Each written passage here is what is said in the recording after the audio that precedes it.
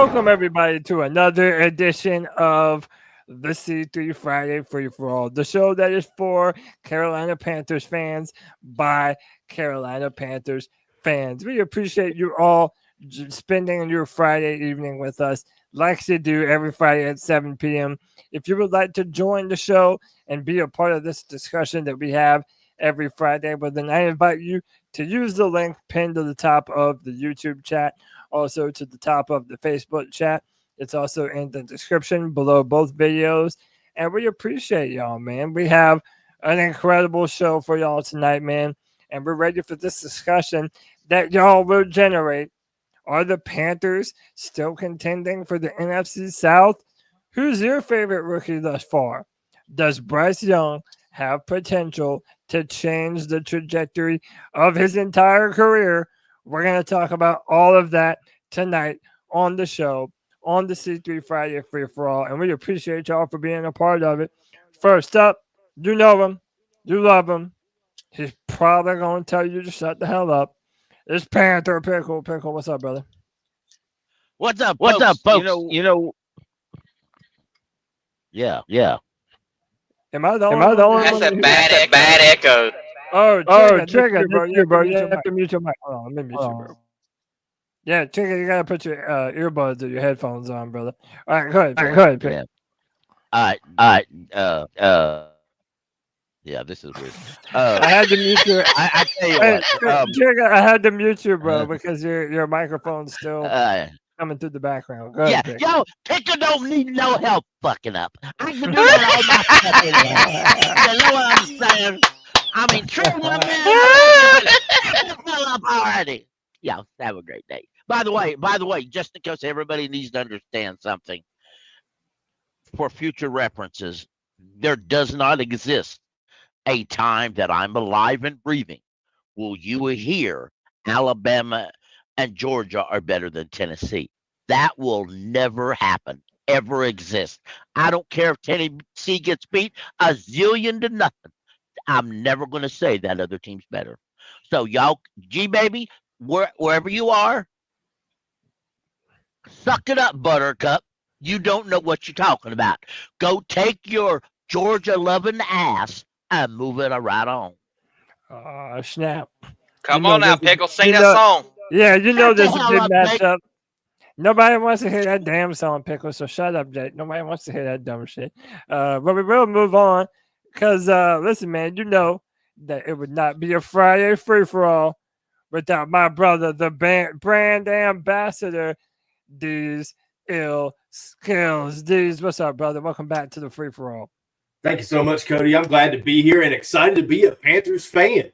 It's been a long time since we've been able to say that. We've gone 2 weeks, wins back-to-back, 2 victory Mondays. The Panthers aren't taking any L's this Sunday. We got the week off, guys. So I'll take that as a victory moving forward. And another thing I take as a big win for this Panthers team is that offensive line. Rated number 1 in the league in pass pro. Let's go. Doing it with backups. Brady Christensen being a big contributor. Cade Mays, the Panther logo being ripped off his helmet. Calling pass protections for Bryce Young out in front, mauling people in front of him. Even Chandler Savallo with a high PFF score from the game this last Sunday. A lot of bench players contributing to this number 1 in the league offensive line. And, of course, the guy we gassed up all last show, Chuba Hubbard, with his best game of his career. Let's go C3 and let's go Panthers fans. Let's go. Dude, how do you not love the Chuba train? Chugging and they're chugging forward, baby. We love it. I think that's probably my next jersey. That big 3-0, that Chuba. Definitely my favorite Canadian ever already. I love that dude. Next up, my man, Charlotte Sports One, my man Kyle. What's up, Kyle? How we doing, bud? Another great Friday. Just excited to be here with all y'all fellas and ready to talk some Panther football. Probably the biggest thing I'm looking at is those 3 wide receivers on the top targeting with receiving yards in the top 10. That's a big time blessing. Yes, sir. Huge blessing, man. The fact that we have rookie talent out there tearing it up. I'm going to ask y'all, who's your favorite rookie of the bunch thus far? here in a little while. But let's get through some of these intros. Next up, my man, you know him, you love him. He's probably going fishing on any day that ends with a Y. It's my man, Jake the Snake. Jake, what's up, brother? Man, I'm chilling, man. We got a lot of topics to talk about tonight that I'm excited to talk about, man. It's gonna be a great night, man, and I can't enjoy a Friday without y'all, man. So I love being here. Keep pounding. Love it. Keep pounding. Next up, my brother from another mother, my man Cole, back on the free for all. Kobe, I know we're pumped for that fight tonight. Yes, we are. We're gonna watch a good ass scrap. Hopefully, we'll see a vintage Mike Tyson tonight, but you never know. We'll see, man. Cole, how are you, bro? I'm doing good, man. I'm just sitting here while you're doing the intros, Cody, thinking about if there's ever been a time I've ever been on the free-for-all when we're having back-to-back wins, and I think the answer is no, dude. So I couldn't be more excited about that shit regardless of our record. And kind of just segueing into what we're talking about in a little bit, I'm not saying we could win the damn division, but it's at least at a point where we can get into the race, and I would love to see that and maybe have a meaningful game in late November, early December, my friend. So you're telling me there's a chance. Let's go. Keep pounding, baby. I love that shit. Next up, my man, my friend. It's been a while since he's been on. Trigger Smitty back on the free-for-all. My Clemson brethren. Trigger, what's up, bro? Yo, C3 fan, man. What up? It's my first time being on the show where we see some progressing. You know what I'm saying? Where we got some reason to be optimistic. It's every time I've ever been on the free for all, man. It's good vibes from the C3 fan, but the Panthers always been like, it's never been nothing positive to really talk about. It's always been what ifs. You know what I'm saying? We debating about whether it's gonna take to fix it, man. Shout out to the Panthers, man. It's finally looking on the right track, and I'm here for it with y'all. Yes, sir. Listen, man, we appreciate y'all for joining the show. Hit that like, hit that subscribe, hit that notification bell for every single time the C3 Panthers podcast goes live. Gentlemen, we have been through such a roller coaster ride this year in regards to the starting quarterback position. Bryce Young looked terrible through the first 2 games of the season. He was then benched in a very controversial move by Dave Canales. Andy Dalton came in, had a good performance, but then basically started to revert back to the means. Did not look good. Gets into a car accident. Bryce Young comes back, and now all of a sudden, BY9 has a little bit of momentum. While we're talking about this, I'm going to highlight some of his big-time throws from over the past few weeks. But my question, very broadly, and we won't spend forever on this because I know we always spend so much time on Bryce. But my question is, are you more comfortable with what you're seeing from Bryce? And do you think that he can continue to take the next step as quarterback 1 for the Carolina Panthers? Boys, it's a free-for-all. Jump on it. I think he's developing as a game manager. I think we can all agree with that. I mean, what have we seen against him in the last few games? He's developing at taking care of the ball. He's not throwing as much in double coverage, triple coverage. What say you? It looks like he is getting more confident in the pocket. At least I would say so. He's not as panicky, moving. He's not. He don't got happy feet, I should say. I mean, right. You can see that, and I think that's a development. I think he's looking good as a game manager right now. I mean, I can't complain about it. Definitely can't complain about it. It seems as though he's settled down more. He trusts this offensive line to be able to hold up and pass protect for him, which I think is incredibly important, and that's a big part of the process of playing the game at a high level. Let's bounce it around. Dudes, you want to jump in on this? How you feeling? I love how the professor Tony always talks about how Bryce Young is the most polarizing player that we've ever had on the Panthers, and he really is in a lot of ways, because either you don't like him or you really like him, and then all the rest of us, the majority of us, are just sitting in the middle, because there's 2 extreme sides to this conversation. And for me, as someone that sits in the middle, like most of the people do here on this panel, I just want the Panthers to find some success in all that we traded to get Bryce Young. So I'm cheering for the guy, for the Panthers themselves, not so much just for Bryce Young. And any kind of progression that he's making is fantastic. I was sick and tired of watching how he looked last year. It was depressing to watch those games offensively. The first two games of this season, the first game of the season, getting 50 points hung on us by the Saints, and then being barely able to generate any type of offense. Those games are just awful to watch. So even Bryce Young going out here and throwing for 129 yards against the Giants and getting us a win in overtime, I'll absolutely take that. I think it's a step in the right direction. Do I think it's the end-all, be-all? No. But at least we are seeing something that is positive from that trade, because we haven't had any of that, and the community's been so toxic because of it. So a little bit of success is welcome here in Carolina, and I hope Bryce Young can continue to trend in that direction. And just like Jake said, looking like a good game manager, maybe a good backup. We don't know what the end goal is for Bryce Young. Maybe he's a guy will be more of a transition, who only plays out his rookie contract here. We just don't know what's in store, but I'm thankful to see some wins and some progression, Cody, for sure. Yeah, definitely. I was one of the people who has been not a big believer in Bryce, but I do think that Jake said something good there too. Everyone wanted him and expected him to be a high-level game manager, and it looks like he's now starting to take some steps towards that. Kyle, let me get you in on the convo. Are you happy with Bryce and what you're seeing from him thus far, and are you confident in him going forward? And if so, why? So far, I think he's been able to show me enough to make me understand that he could be successful in a role of specifically a game manager.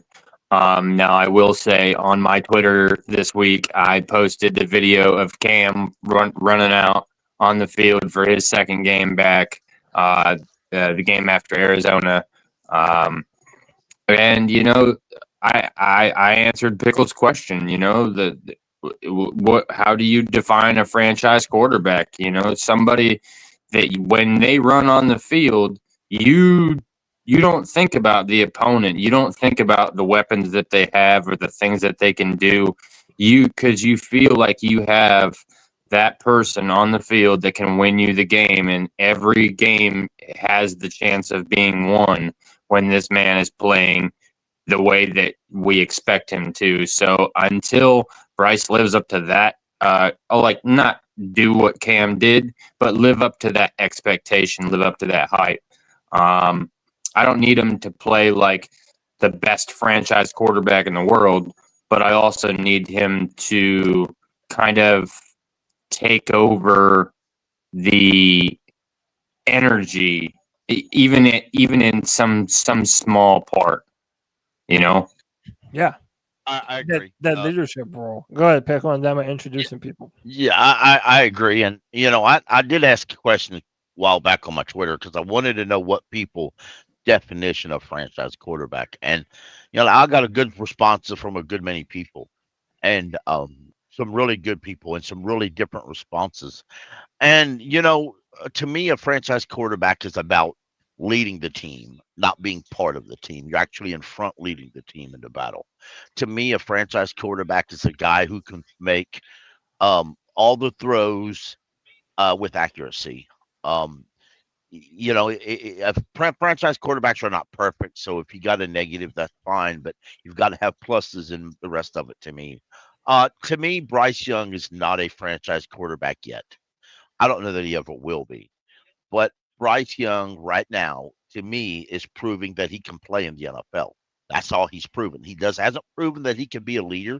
He hasn't proven that he should get another contract. He hasn't even proven that he should be given another opportunity next year.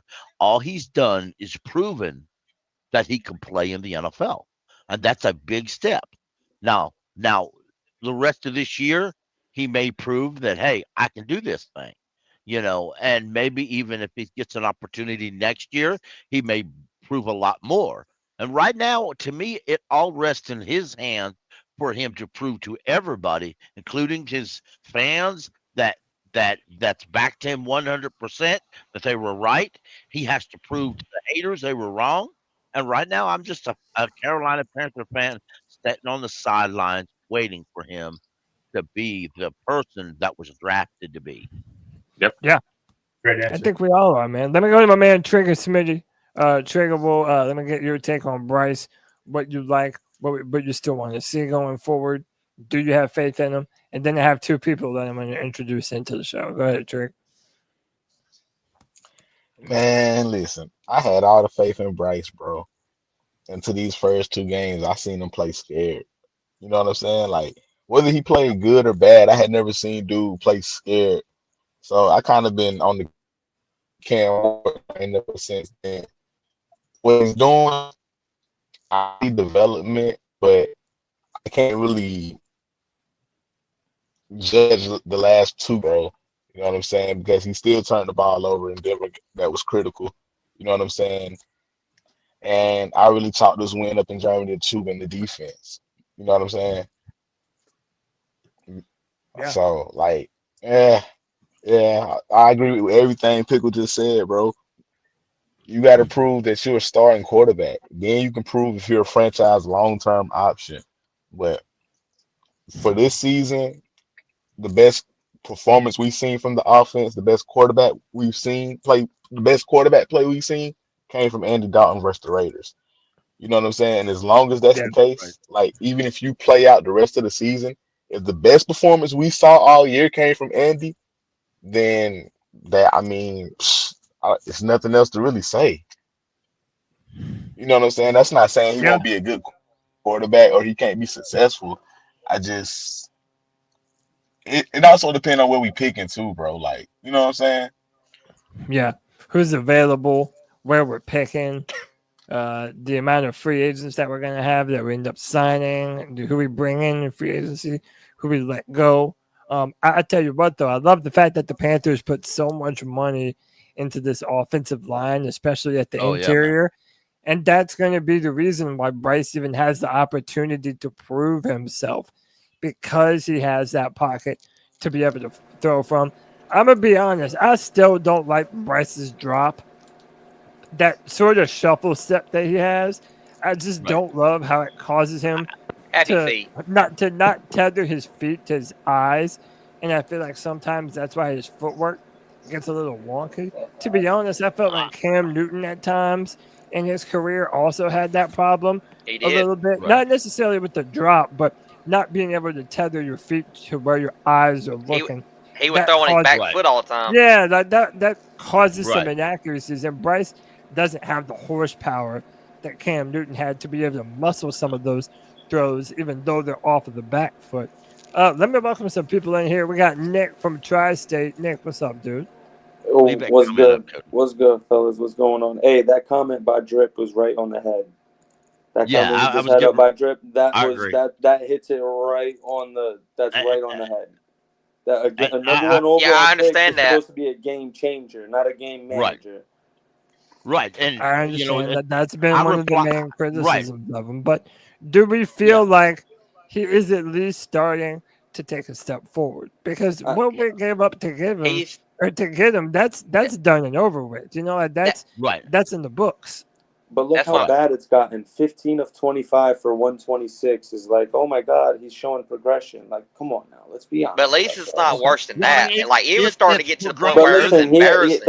that was his what 25th start, and that was the 5th highest QBR he's had in his Right, career but- so but- far. But 58 progression. point something. Yeah. Right. And I want to be fair. When folks say they see progression, we do, but it's progression from what he was last year and the first two games of this year. It's not Yeah. progression, meaning that he's at elite level. And so many people No. get in your But who do we mentions, play? they attack you just for a sec. Yes, you're right. You're absolutely right. But still, it's progression from Yeah. looking like a lost puppy on a football field when you're Yeah. facing the Falcons. No. It looks like a 5-year-old carrying a football that's getting killed against the Saints. That's what it looked like.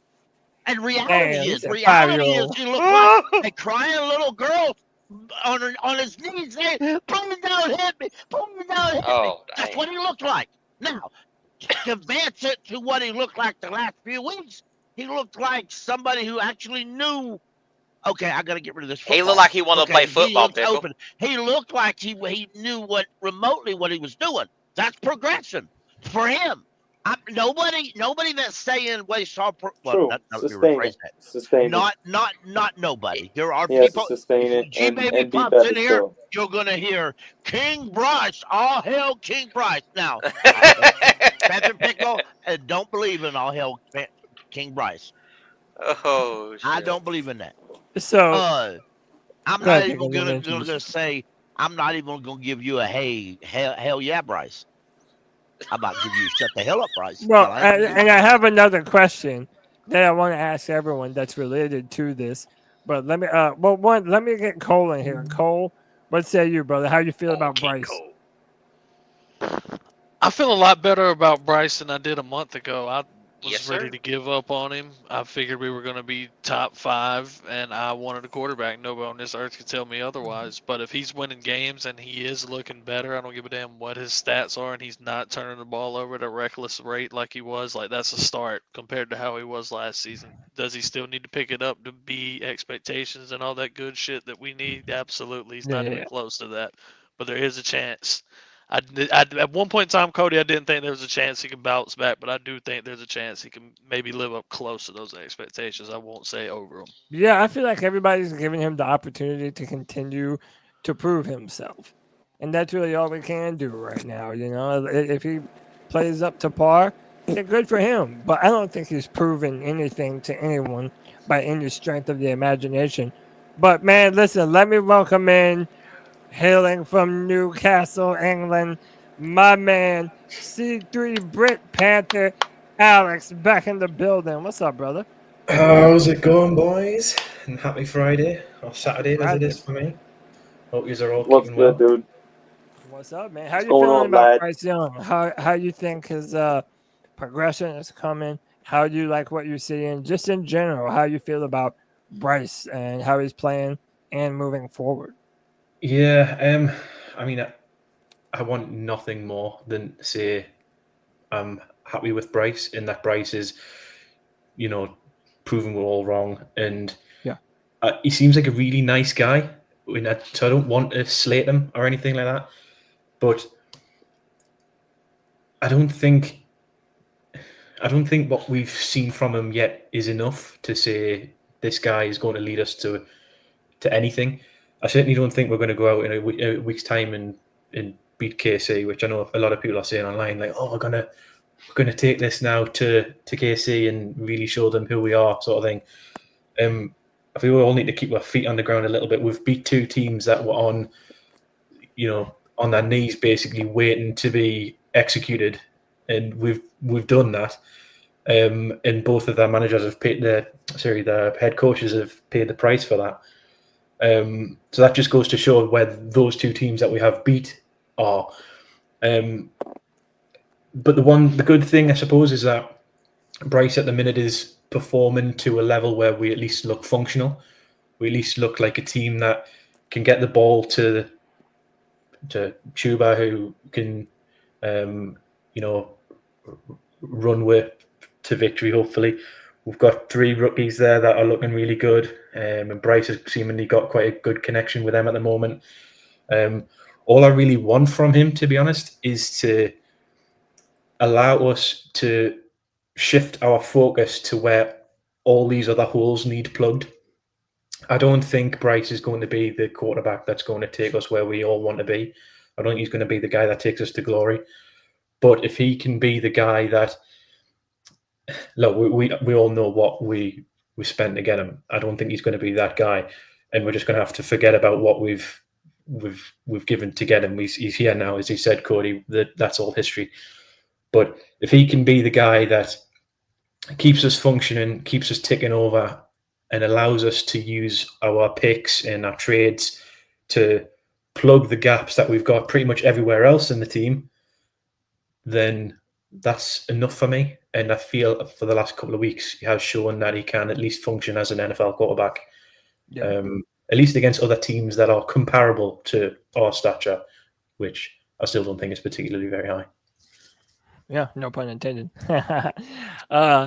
Look, I really do think that Bryce is displaying some poise and confidence that he didn't early in his career.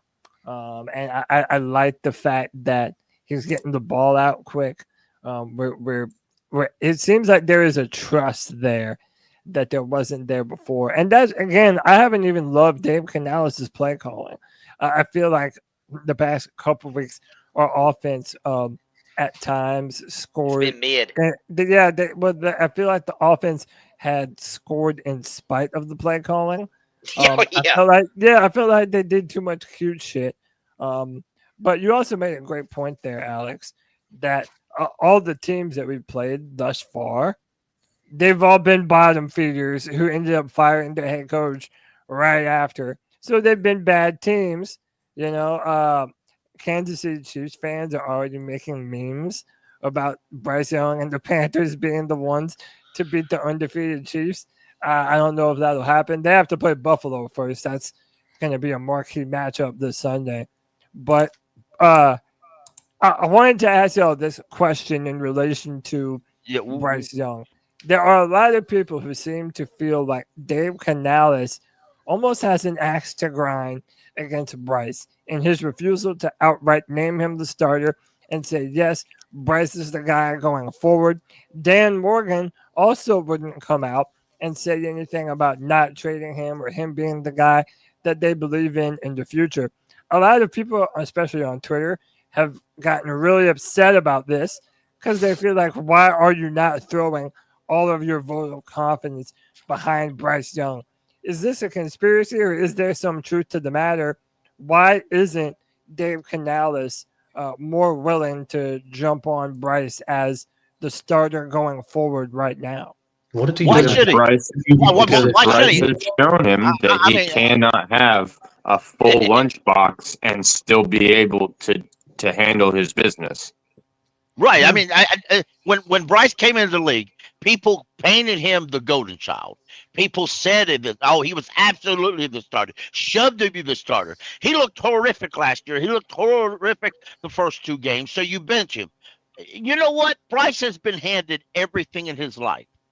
His parents are wealthy. He's been literally handed everything on a silver platter. It's about damn time somebody makes Bryce earn it. I love it. And Pickle, and then I'm gonna let Jake go. I genuinely feel like that has helped Bryce Young. The fact that now he just had to go out there and fight for his keep and fight for his job, and the fact that now everything that's been given to him, it does feel earned now, and not like they're just gifting it to him. I think that especially him being benched has been the best thing for his career possible. We'll go Jake and then Alex again. Go ahead, Jake. Nah, I was just gonna say, like, Aries Claire had the best comment. Like she said, I'm to the point where all I would ask Bryce to do is not be the reason we lose in the game. And that's where I'm at this point. Absolutely. A game manager not throwing multiple picks, not fumbling the ball, making the correct read, throwing the ball, out of bounds if you feel like you got pressure or whatever. Like, just making smart decisions. That's all I'm gonna ask for Bryce Young at this point. Is just make smart decisions. If he can do that, I think he's gonna be with us for at least another year. Yeah. I mean, he might not be Canales' guy. I don't think he is Canales' guy. And for the simple fact that he basically started calling plays for Bryce totally different from Andy Dalton.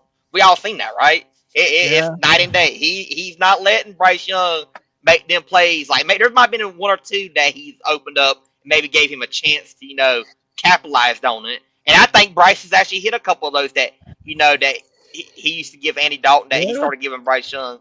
But yeah, I mean, that's why I just want him to be a game manager. Just don't be the reason we lose. That's it. Jake, let me ask you a question in response. Do you feel like Canales is like almost overly conservative with Bryce?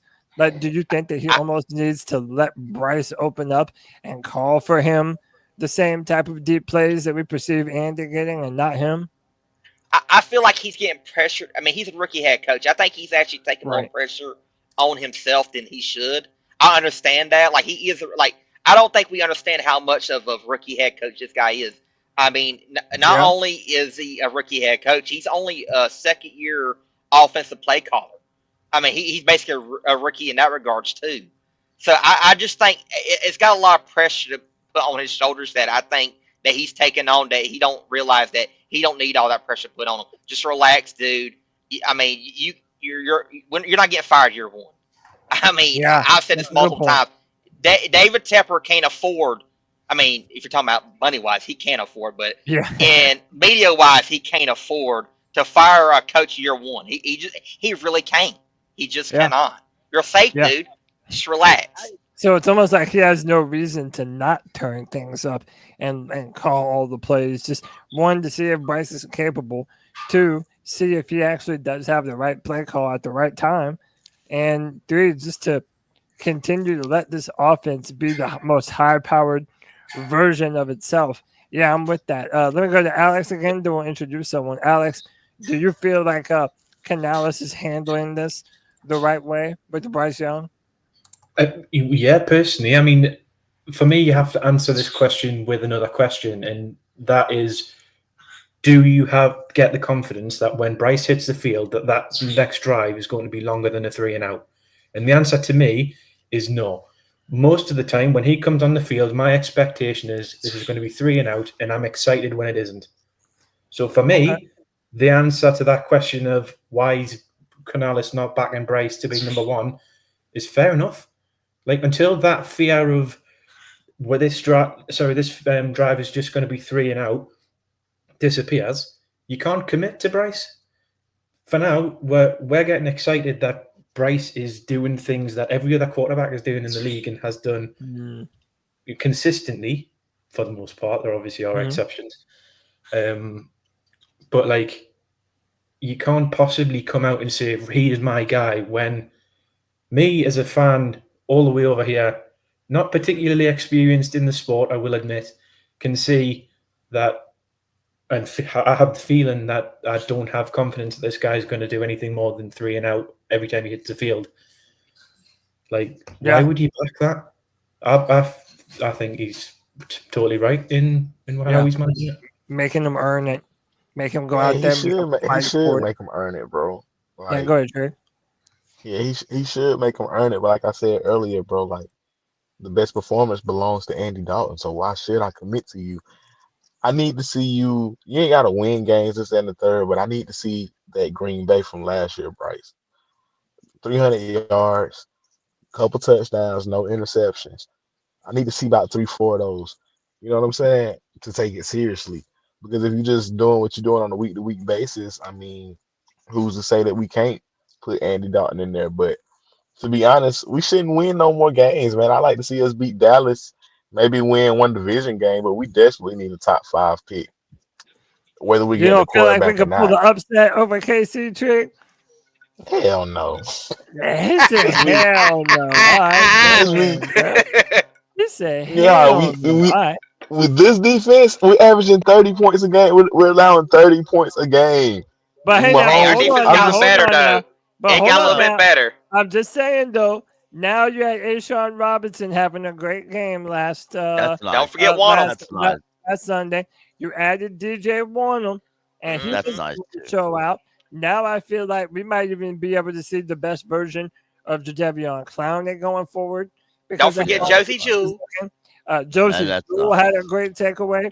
JC Horn looks like him. The shutdown corner that we wanted to draft all that time. And I'm going to agree with Mike Jackson has been a very, very pleasant surprise. Better than CJ Henderson. Defense. Yeah, way better. So it's like, look, man, I'm not blaming somebody for not picking the Panthers over Kansas City because for obvious reasons. But I'm not going to sit up here and say we don't have a chance. And we have one. Well, I am. That's Patty Mahomes. This Patty Mahomes. Listen, man. On some real talk, I'm just hoping the Chiefs don't come in our house and hang 50 on us, man. If I just want a close game. If they don't, I just want a close game. Can we at least put up 28 points, 21, 28 points? You know what I'm saying? That's really all I'm hoping for. Best you know I what can I'm do is 14. That's really it. Yeah, I mean, listen, dude. Like, I don't know, man. I will say this though. I think that we're running the football at a really good clip, And I think the recipe for success is simple. Keep their offense off of the field. Run the football. Put the ball in Chuba Hubbard's hands. And let's do this shit, boys. We have Don't no forget reason Jonathan to Brooks. Yeah, and Facts, that's Brooks right. should be back. We still have yet to see Thielen should be Brooks, and back. we're going to talk about him too. Let me introduce a couple people into the show. We got Alex, A1 Fort Panthers, holding it down for the West Coast. That's the left coast. Alex, what's up, dude? Hey, what's going on, fellas? Happy Friday. Happy Friday, brother. How are you, man? I'm doing all right. Busy week, but excited to, enjoy the weekend, relax, not have to stress too much. Carolina's off, so Yes, yeah. sir. Sundays are always fun when there's nothing, when there's no Panthers, when you just get to sit back and watch every other football game. It's pretty blessing. I like those late window games now for that reason. But Alex, let me ask you, man, how you feel about Bryce? How you feel about his progression? And how do you feel about Dave Canales and his approach to Bryce? Has he been too tough in not outright naming him the starter right now, or basically not showing more confidence in him? What do you say, Alex? I think it's a tactic for Canales. I think it keeps other teams on their toes. I mean, I think we kind of all know that Bryce is probably going to be starting the rest of the year, but for the most part, I think it's just more of a tactic thing, and honestly, try to let the pressure off of Bryce a little bit. I mean, we don't need to just say he's the starter. I think we kind of know going in, but honestly, Canales, and you guys all alluded to it and talked about it. He's still a new head coach. He's a rookie head coach. So we got to cut some slack on that. And I know you guys were talking about the Chiefs Panther game next week, and I love the optimism and everything, but man, it's Daniel Jones and Patty Mahomes. They're two completely and they different just quarterbacks. added DeAndre Hopkins to that team, and We he about to already win, y'all. has 2 touchdowns. Look, I understand that is a daunting test. You better hope that the Bills lose to the Chiefs, because if they beat the Chiefs, They will. Yeah, well, if the Chiefs lose this week, it We'll might be win a it. long week next week. That's all I'm I saying. think we'll win it. Mm. I think the Bills have to lose for us to win. I'll be honest Yo, with you. who's guarding Kelsey for us? That's all I want to know. Lord, Kelsey gonna break Nobody. the fantasy bank on these Hey, safeties. he'll get about 50 yards at least. Man, he's He'll been get cooking. 50. He's got like over 30 catches the last 3 games. He's But hitting he's his lost a zone. step though. He's lost a step. Yeah, we don't really got nothing in the secondary though.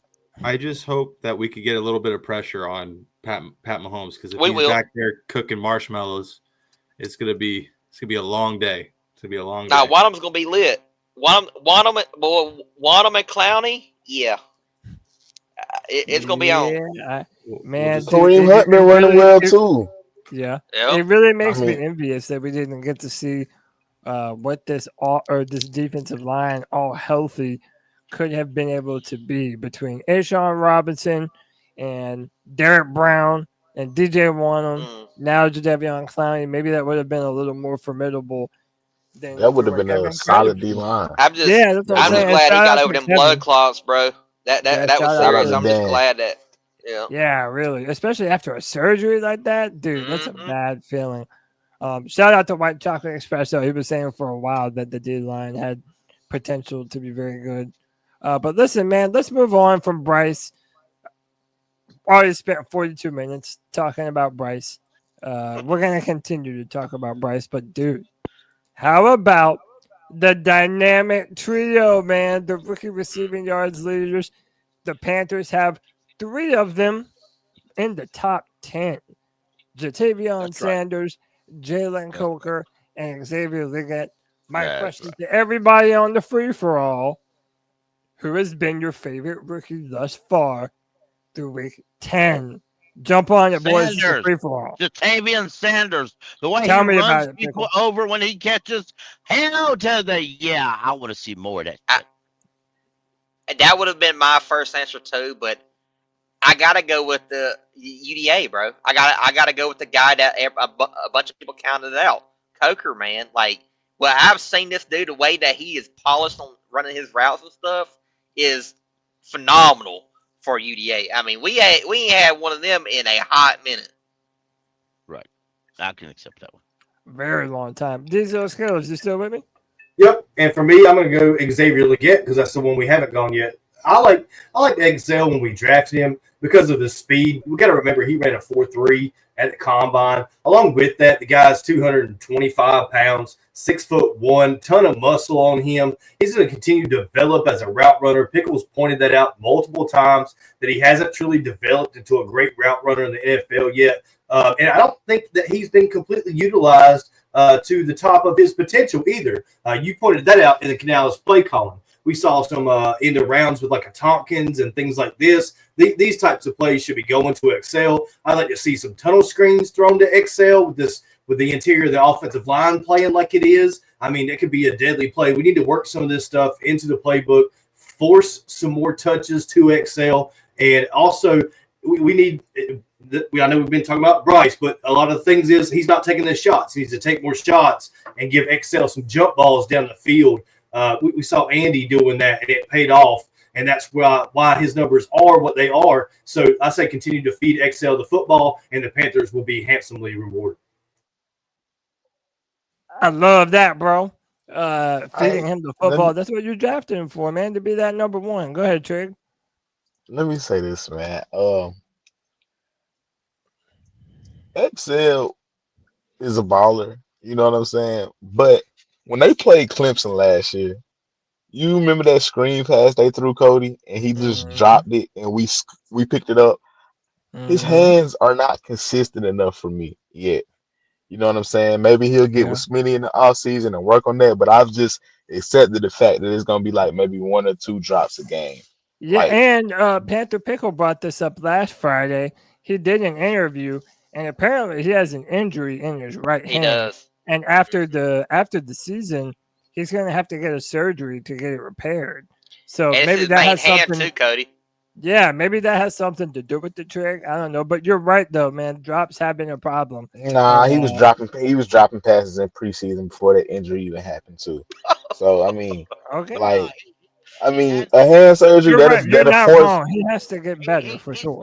force him to get on the machines and work He hard. better than You Ted know what I'm Ginn. saying? If you watch Yeah, the he better than interview, Ted Ginn. the injury happened back in South Carolina.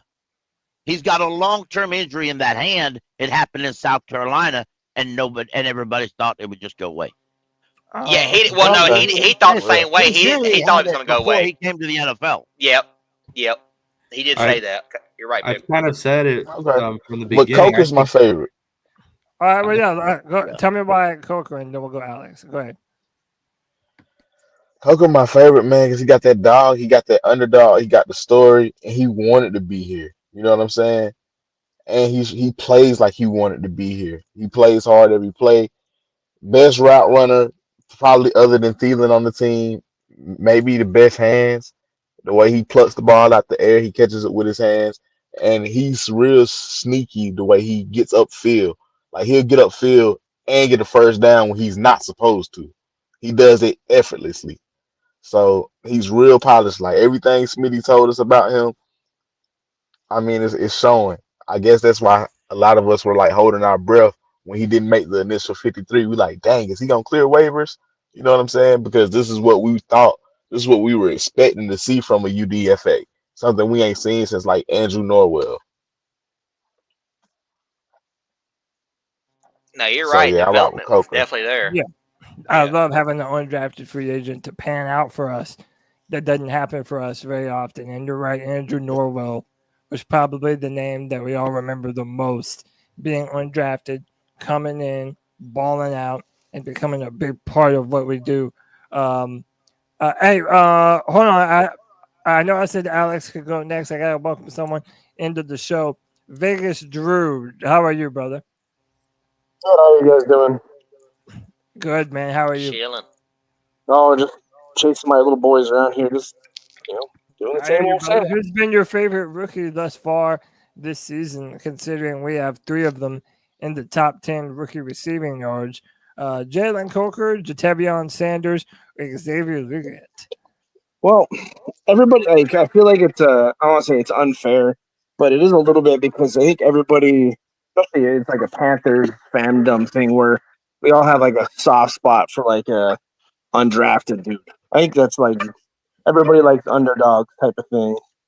So it's just, I mean, I like Coker because he's doing stuff that he's not expected to do, even if he doesn't ever ascend to like superstar status.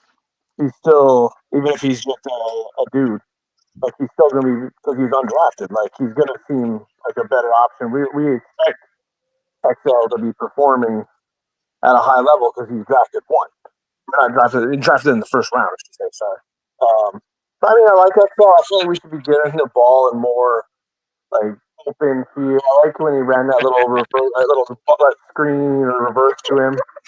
Stuff like that. Like, I think XL could be more. He's a little bit like DJ in the fact that I feel like. Sorry, my voice screaming. No, you're cool, bro. Hold on.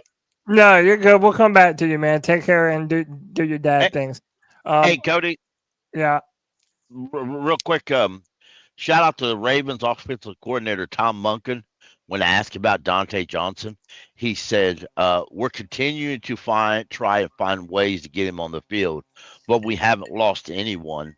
So right now we're good with the guys we've got.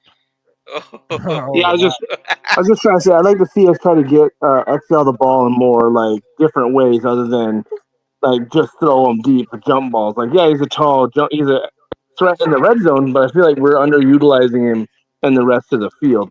Like, he should be getting like 10 targets and maybe like 5 or 6 catches, not 6 targets and 3 catches a game. Oh, yeah. I agree with that. I would say that he's definitely an underrated blocker too. Like, he's very underrated when it comes to blocking. Yeah, I mean, dude, he was blocking several people. There. Yeah, he was against the Giants, bro. He showed off. He showed off that strength for sure. You don't. I've seen Coker lay that. Like, I like when Coker cracked down and just shut down Burns on that one, but sweet. And dude, I like how all 3 of these dudes are big dudes. Even Jalen Coker is what, 6'2", 6'1", 220. Like, these are strong guys that you can have block. I'm loving it. I like what they're bringing to the table. Alex Britt Panther. Then we'll go Alex A1. Alex Britt Panther. Who's been your favorite rookie thus far through 10 weeks? I mean, I'm going with Jalen Coker, but I'm not going to be able to say anything that's not already been said. I think the main reason for Jalen is just on the fact that Xavier, you've drafted him to do the things he's doing. I mean, you look at the stat there. What's that? 20. I'm not very good at maths, but that's 21 yards more than an undrafted rookie. I think for that reason on its own, the fact that he's come with such little expectation, and the fact that Pickle linked that great video that they did a couple of weeks ago, and you can see the personality behind the mask. I think for me, it's got to be. Sorry, no, that was Sanders. Sorry, I'm getting completely mixed up. It's still Jalen Coker because of the fact that he's an undrafted rookie. Yeah, no, that's cool. Hey, hang on. Did Trey leave yet? Did Trey jump out? Yeah, Trey jumped out. Trey had to. I was going to give him his final words.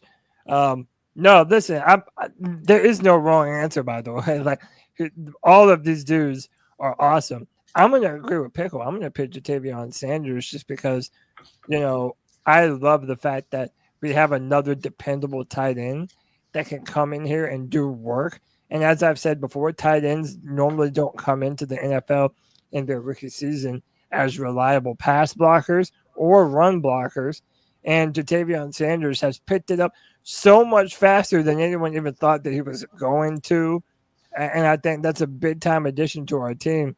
Having a tight end as the ultimate safety blanket is like the best friend for a quarterback. That's like common knowledge amongst quarterbacks. So, yeah, I'm loving all of these dudes right now. The only thing that I would say, sorry to interrupt you, is going to be next there. The only thing that sort of does get to me a little bit is that we look at the stats between Xavier Legette and then you look just at the guys above there. That's quite a big jump between 8th and 7th. And you got to bear in mind as well that those guys aren't necessarily going to be the number one target on any of those teams. I mean, I know Neighbours obviously is at the Giants, and that is a huge amount of yards. But like, that just kind of shows still to me how weak our offense is. Maybe I'm being really pessimistic. I am British. I do apologize. But that is that to me looks like a really big jump down.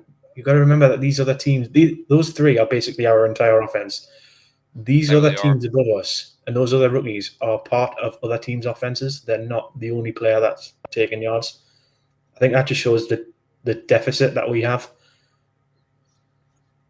Yeah. So yeah, I just want to say real quick too that there's only 2 guys on that list that we're looking at right now that was drafted after Xavier Legette. Lad McConkey and Keon Coleman was the only 2 guys that we could have got when we moved up into the first round. The rest of the guys we would have had to trade up more so to even get them. But I mean, like I'm proud of what we got. I think Xavier Legette. I think all 3 of them guys got lesser chances to get the ball in the first half or the first 4 games, I should say, of the season. You got to think Legette was wide receiver number 3 behind Mingo for a while there. He was number 3. So I think they're just now really the last few games getting more and more chances. I think they're going to have more yards than that by the end of the season for sure.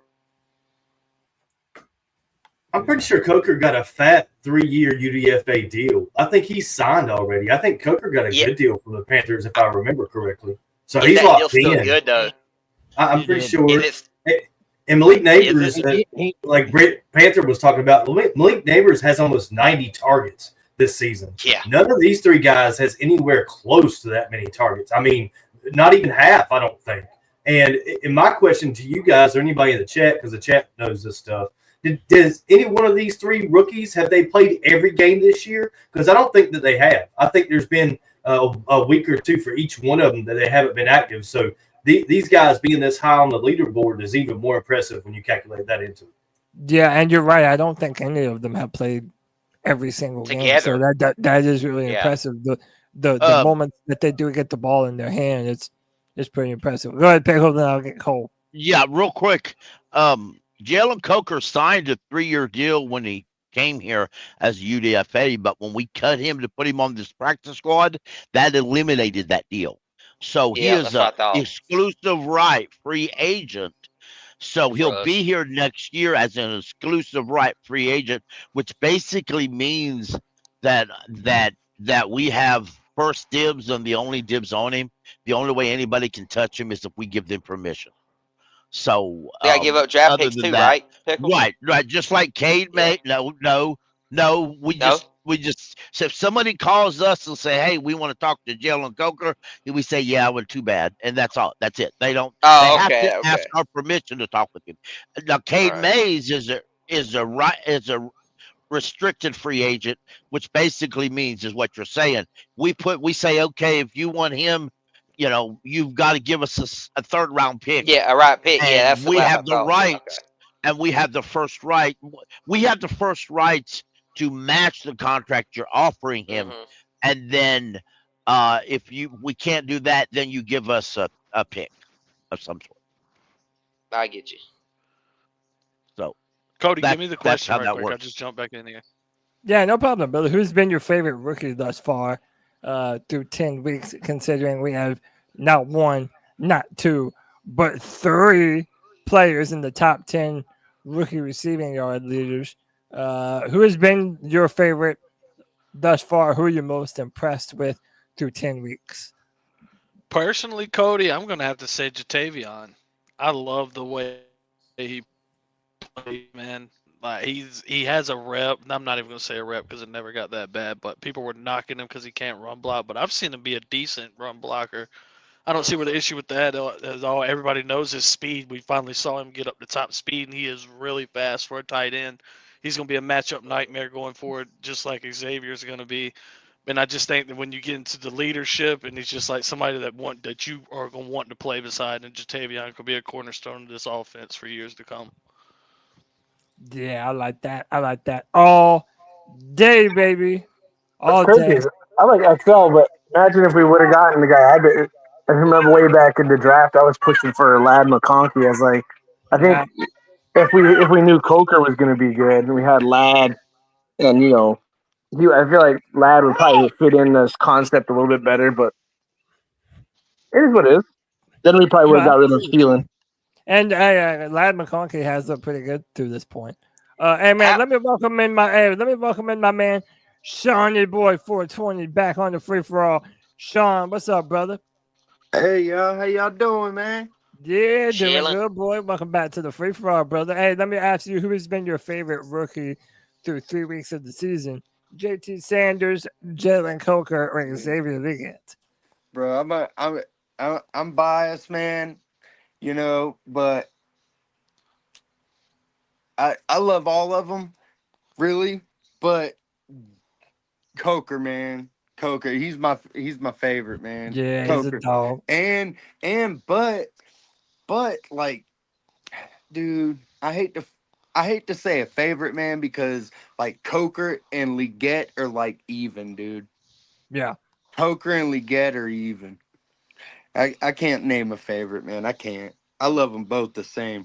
Hey, that's a good problem. That's a good problem to have, though, right? You're damn Three right, badass man. young And- players on a rookie contract that are going to be here for the foreseeable future, tearing And- shit up. Keep pounding, baby. Sign me up. Yeah, and what Buddy said about Jatavian Sanders too, man. I freaking love JT Sanders too, man.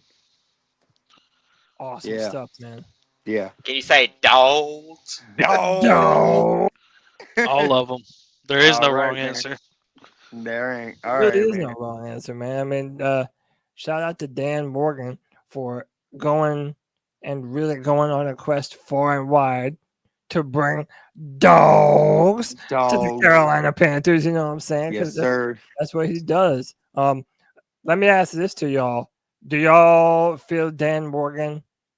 I mean, obviously, I kind of know the answer to this, but how are we feeling about Dan Morgan thus far, man? Especially looking now at what the defensive line looks like, how he was able to get Mike Jackson, how we have 10 draft picks as of right now. Dude, right now. So Dan Morgan, dog, and this Best man, GM. the almighty forehead, Brant Tillis, they've been working, baby. They've been putting in that work, and they have really built up this roster. It makes me excited about what they have the potential to do in the future. Are y'all happy with our front office? Oh hell Yes, yeah! sir. And it's not just the rookies. It's not just the free agents. It's, well, I guess you could call it that. It's the offensive line. We have great starters, great backups. Our third string center, which we cut, allowed him to go to another team and then brought him back, is looking like a freaking starter. I mean, realistically. I mean, we the only hole we have on this offensive line right now is the one that we will probably make in the offseason. Yeah. Who Like else? the dynamic between those three is really something. I noticed it tonight watching the Panthers huddle. Dave Canales is like this GQ looking guy. He's in great shape. He works out daily, along with his offensive coordinator, Brad Idzik. We saw Dan Morgan in the blueprint. He gets up every morning at crack of dawn, just like Panther Pickle. Except he starts some kind of workout routine. He's on the exercise bike. He's stretching. He's getting knots out of his back and all this kind of different stuff. Dan Morgan staying in great shape, even after being a player in the NFL. And then you got Brant. Poor Brant. Brant stands beside those guys. I exercise every morning. I pick the coffee cup up, bring it to my house. I do them all. Amen, Pickle. He doesn't sit up in a pull up. He sits up out of bed, pulls up his pants. There you go. Hey, you gotta understand that he does curls too. When he eats ice cream, he's doing a curl every time he picks up that spoon. 2 ounce curls. But poor Brent Tillis, you can tell he's so different from the other two guys. He's not immersed in that culture, like that gym culture or that workout culture or whatever. But I guarantee you throw a contract in front of that guy and he goes to town, you can tell that's his specialty. And I think really we got to give Tepper a little bit of credit. You don't have to give him a lot. You don't even have to like him. But you have to give him a little bit of credit for bringing in the yang to the yin that was already here. Two kind of guys that are more player type guys, more guys that can identify talent. Football studs on the field, and then they brought in this contract guru. He really did do a good job of meshing him with bringing the fire to the ice, if you want to go that route. And it ends up being a good working relationship for the front office. And even though Tillis may not fit in, he's found ways to fit in, like wearing that Dan Morgan shirt during the draft. Like he's putting himself, and he's definitely dedicated to the Panthers, and he's done some good things. The only bad thing he did was that Moton contract. But like Pickles said, I think that the agent kind of forced his hand. And I think, in this offseason, we're going to see Brent Tillis really get to work, really clear up from some cap space, and we're going to see a different Panthers team in 2025, especially on the contract side of things, Cody. That's right. Tillis has more forehead than the other two combined, so he's got that on him. Dude, he needs all that forehead for all them brands, bro. That's how he has all that contract information on how to cut the right deals, man. Hey, that man look like Jimmy Neutron. Hey, bro, if it wasn't for that forehead, we might not have Chuba Hubbard on such a good deal. You know what I'm saying? Like, we gotta continue to let that man work his magic, man. Damn right. Part of what like Pickle was saying, I think one of the things I hope that when we play that Kansas City game, we don't have Icky back. Or if he's healthy, that he doesn't start. We just leave Christensen at that left tackle. Yeah. Dude, we have options, dude. And listen, I've been one of the proponents of paying Brady Christensen. Yeah, but you want to know what I want? You want to know who I want to get paid?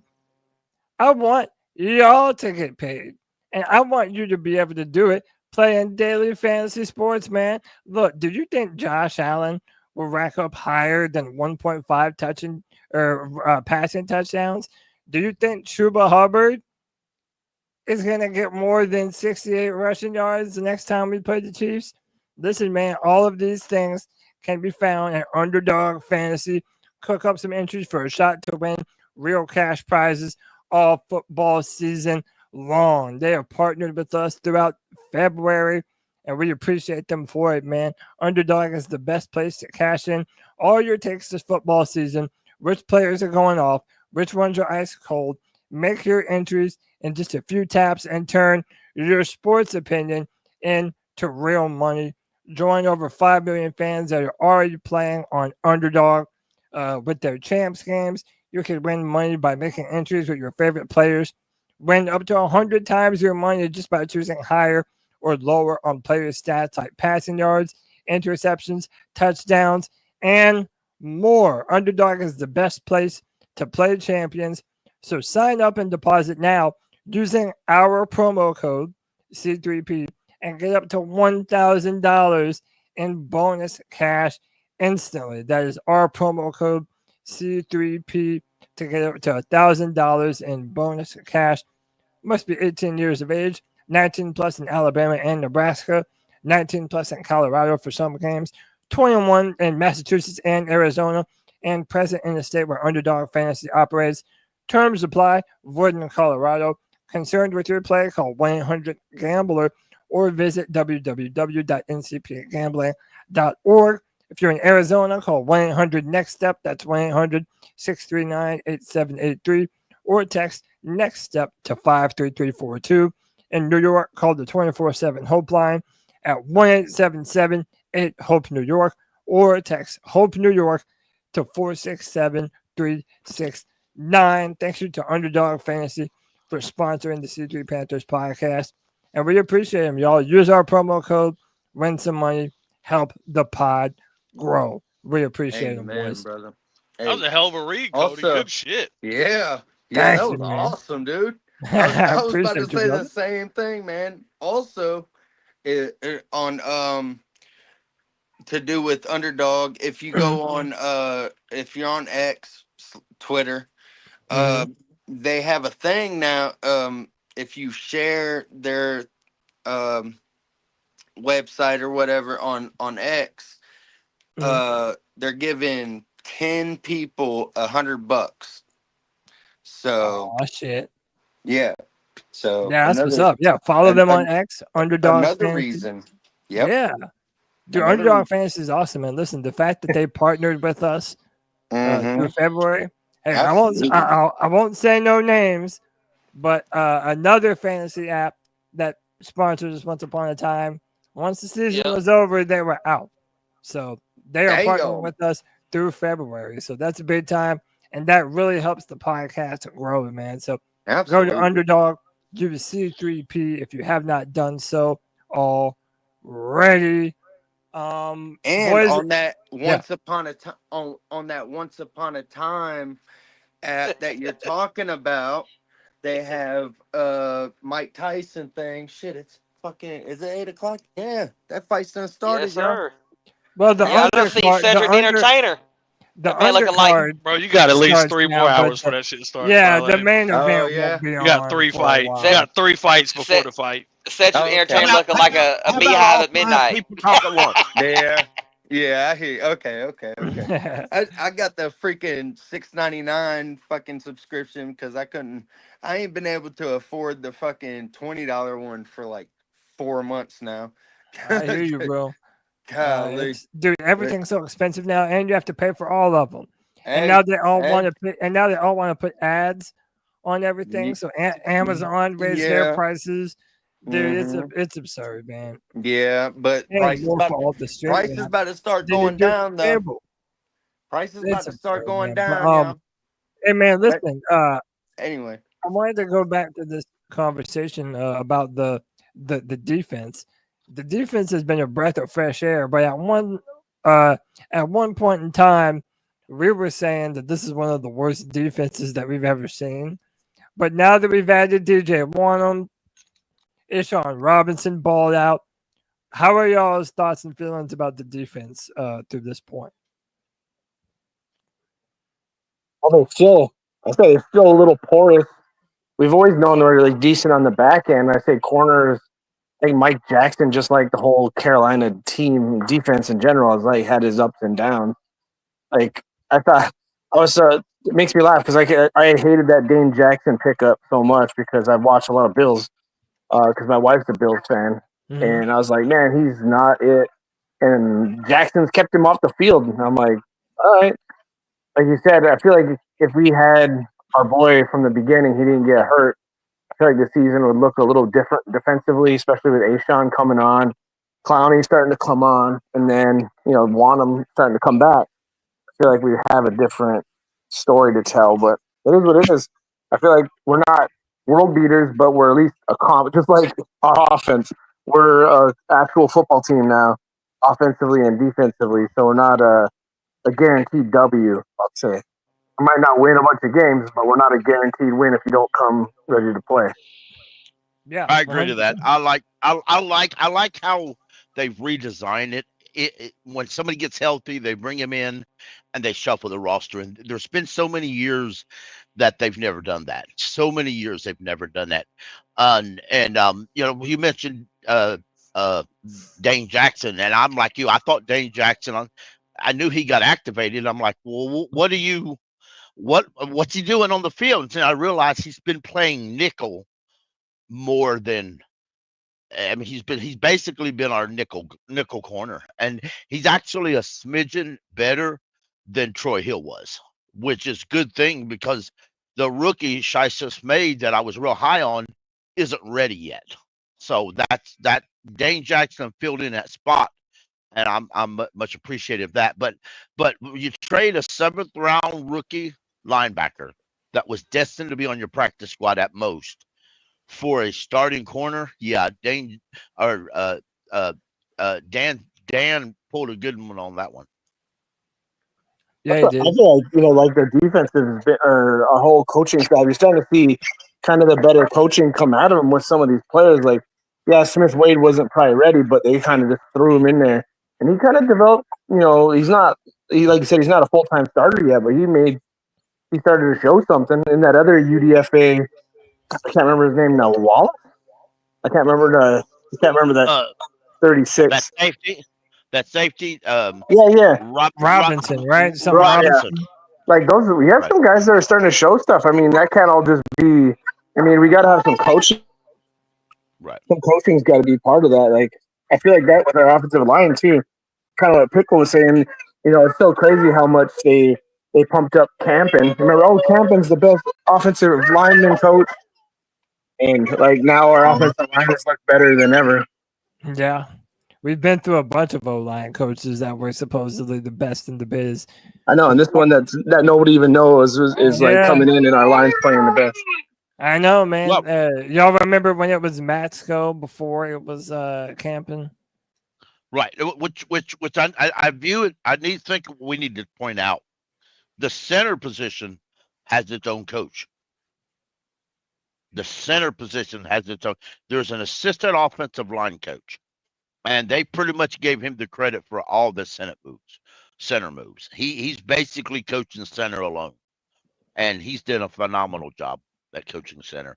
If needing 2 offensive line coaches is what we needed to happen, we should have done that 5 years ago. Yeah. You said much improved. You said much improved defense, Cody, is what you said, and I don't know that I'm feeling the same way now. I think that Waddam coming back had a bigger impact than what many of us would have thought, and he even returned sooner than many of us would have thought. I think he had to in a lot of ways, but getting him back in from IR and him having that type of game was really surprising.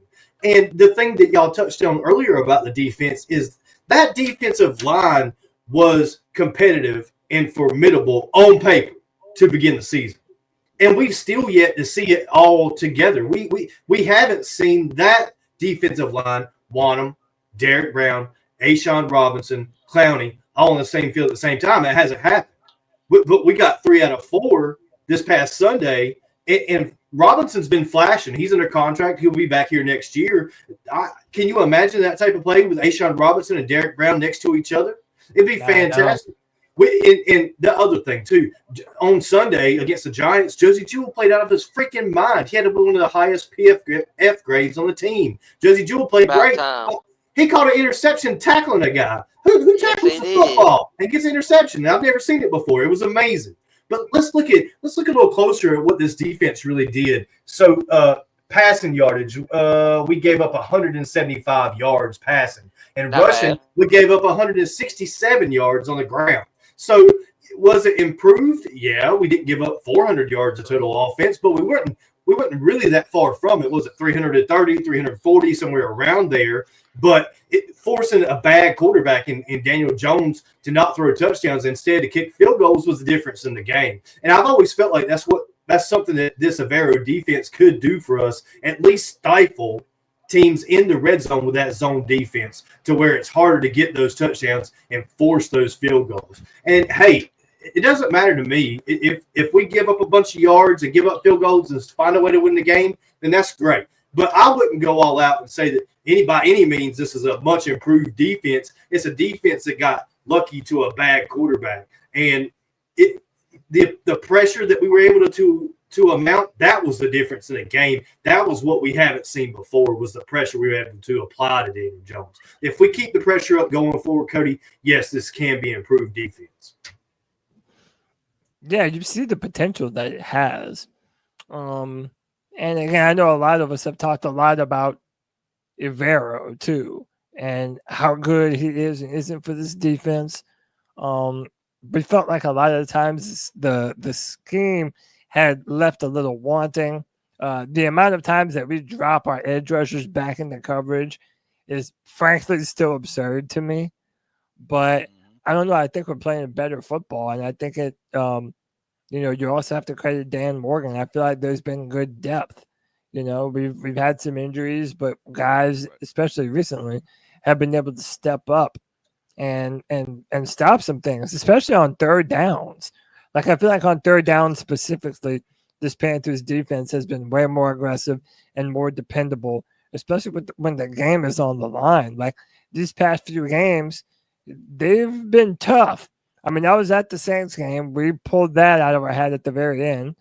And then here recently against the Giants, that was a close game until we get the peanut punch from Ishaun Robinson that knocks the ball out.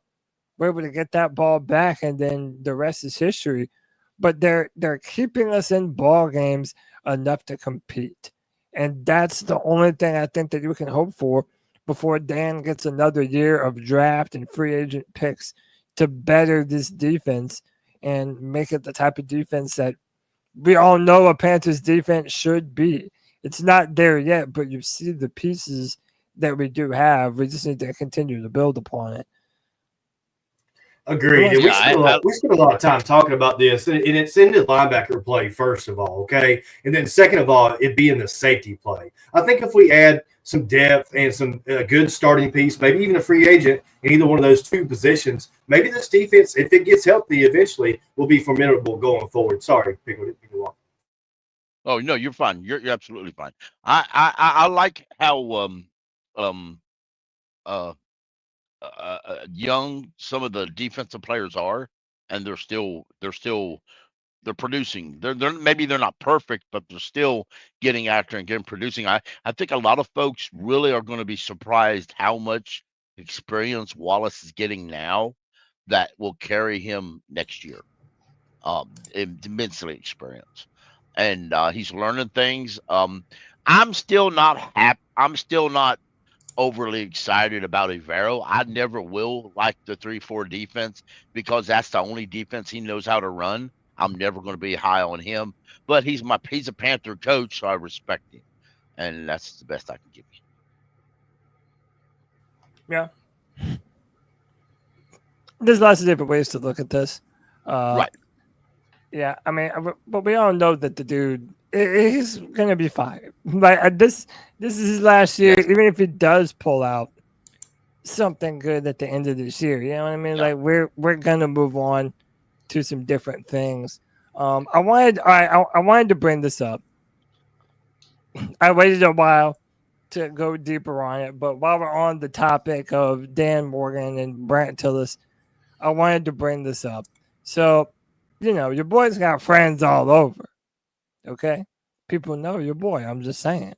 I have a friend in Chicago who knows somebody that works in the Bears media department. And him and I were talking, not even about football. And then we're talking. And then he mentions to me that he knows this guy and goes on to tell me that that guy told him that the Bears are an absolute shambles. And according to that person, DJ Moore wanted to be traded from the Bears 2 weeks before the deadline. Now, whether or not you want to believe that, that's up to you. There has been a ton of tumult in that Bears locker room. My question to y'all is there a future where Dan Morgan can do the most awesome thing and bring DJ Moore back to the Carolina Panthers after this year? Would y'all be willing to give up some of those draft picks yet again to go and bring DJ Moore home? Mr. Free for All, what say y'all? Yes, I would. Now I'm not giving up. I want to be fair about this. I'm not giving up multiple picks. But I would give up at least one pick. I tell you what I do, and I'm just going to say it. I would inquire about trading Taylor Moton one-on-one for DJ Moore. They have major needs at offensive line. He's a guy that I feel is expendable, and that's what I would do. That's me, though. That's just me, my personal opinion. Now, are we having to eat his salary in that scenario, or are they taking it on? Well, we're going to have some dead cap. That's just whatever we do, we're going to have that. But we do get easy salary. They'll take some, but it won't be as much as we're eating now for him. Yeah. Jumping on this, boys. Alex, Brett Panther, we still got you? Yeah, I'm here. I'll be totally honest. DJ Moore here was a little bit before my time. I've seen bits and bobs of him recently. I don't watch a great deal of the Bears, to be quite honest. I know he had a bit of a rough start with us, but obviously,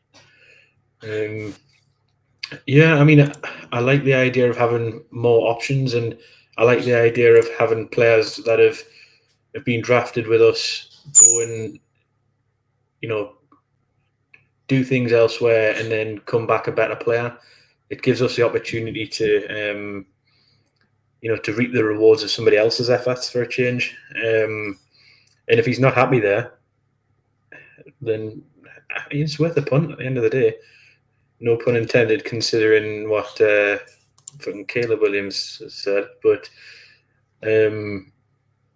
yeah, I wouldn't be too against going in if the price is right. Yeah, I think it just depends. I'm torn because, one, I would love DJ Moore back here. I think that he was such an underrated wide receiver, and I do think he's the number one wide receiver. And I feel like ever since he's been drafted, he's been on this quarterback carousel of quarterbacks that were kind of good enough, but not really good enough. So I would love, especially if Bryce did start to look good, man, you add DJ Moore to Xavier Legette and Jalen Coker and Jatavion Sanders, like all of a sudden it signed me up. Yeah, I've said this before in the past. We need to look like an attractive prospect for these people who have a proven track record to want to come to us in the first place. Like at the minute, we don't really have that. We're still sitting here on 3-7, and yeah, we're looking better by our standards. But does that really project something that a top player looking at his options is going to want to come to? We're still not competitive in a sense of, is he going to come here and win a Super Bowl or anything? Like, well, no, probably not. So if DJ Moore is as good as you say he is he really going to want to come to us at this moment in time with what we have currently? I don't think so. Yeah. I mean, maybe, he was here before. He bought a house here literally right before he was traded, which is so fucked up. You got to put your hat in the ring at the end of the day. If we're the only option and he wants to leave, then he's only got one suitor. But at the end of the day, you've got to be in it to win it. If we're not in it, we're not going to win it. So, I mean, might as well. Yeah, and to me, it just depends on what they would ask. Like, we have so many draft picks right now. And this is what I said I'm torn between, is the ability to get him back, and I think he would be a great addition. I would like to get him back. But at the same time, seeing Dan Morgan's success in the draft and in free agency, I want him to have as many tools and as many picks as at his disposal going into next season. So it really just depends. With the draft. Yeah, but also don't we have like 3 third-round picks, Pickle? We have a couple either in the 3rd or the 4th. It's 4th and 5th. 4th and 5th. Okay, so man, 4th look. and 5th, yeah. Look, package a couple of those and bring them back, man. I don't know, but I don't know. I'm torn. I see both sides of this. Y'all jump on it. What would y'all prefer to do? Keep those picks or try and get DJ Moore back in the fold? I mean, DJ Moore looked good with PJ Walker. Let's digest that for a moment. I mean, if DJ Moore could look good with PJ Walker, wouldn't he look good with Andy Dalton or Bryce Young in this Canales offense? Well, probably. He probably would. But isn't that going to stifle the development of the guys we were just praising in the last segment? Probably. But it would be a true number one wide receiver and somebody for Xavier Legette to grow under. It'd be our chance to get a number one wide receiver back on this team. The closest that we've come to having one since he left was Tay Johnson. So the opportunity to bring him back, I would do it, Cody, but only for the Dallas Cowboys 4th-round pick that we got for Jonathan Mingo, nothing more. If I can say the way his contract, he just signed a contract this year. He started a contract with the Cowboys that is like 6 years long. Yeah, with the Bears that are 6 years long. It's over $20 million. I doubt. What? No, just as cap it is. Yeah, the cap it's hit is 20 years. just this year. Next year, his cap hit's $24.9 million. That's what I'm saying. Yeah. And then it goes It's in the up from there. 20s. But that's not what I'm talking about, Nick. What I'm talking about is they've committed a bunch of money to him. If they trade him, they're going to be $20 million in the hole this year, and I mean, well, no, they'll be $12.8 million in the hole with $20 million dead cap. I'm just saying they may not surrender him for just a mid-round pick. And that's something that you also have to consider. I love DJ Moore when he was here too. But Trey, when what's his name asked a question, does he want to come here? If he does, what are you willing to give up? And is it enough for us to beat other teams? Because other teams saw how good DJ Moore is. The secret that we knew is out. DJ Moore's an elite receiver. Does he want to come here? And if he does, will we give up enough to get him? How bad does the relationship between DJ Moore and the Chicago Bears develop? Like what is the bullying point? Good, right? How So, good is what I have DJ heard over what is DJ over being mad that we traded him away to start with? Well, if the relationship between him and the Chicago Bears is so damn bad, that's actually going to bring the value down for the Chicago Bears.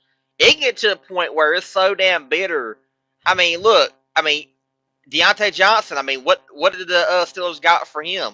Chump change, right? You know why? Because the relationship was so damn bitter that they had to get rid of him for the only price that we one of few that was even asking to trade for him.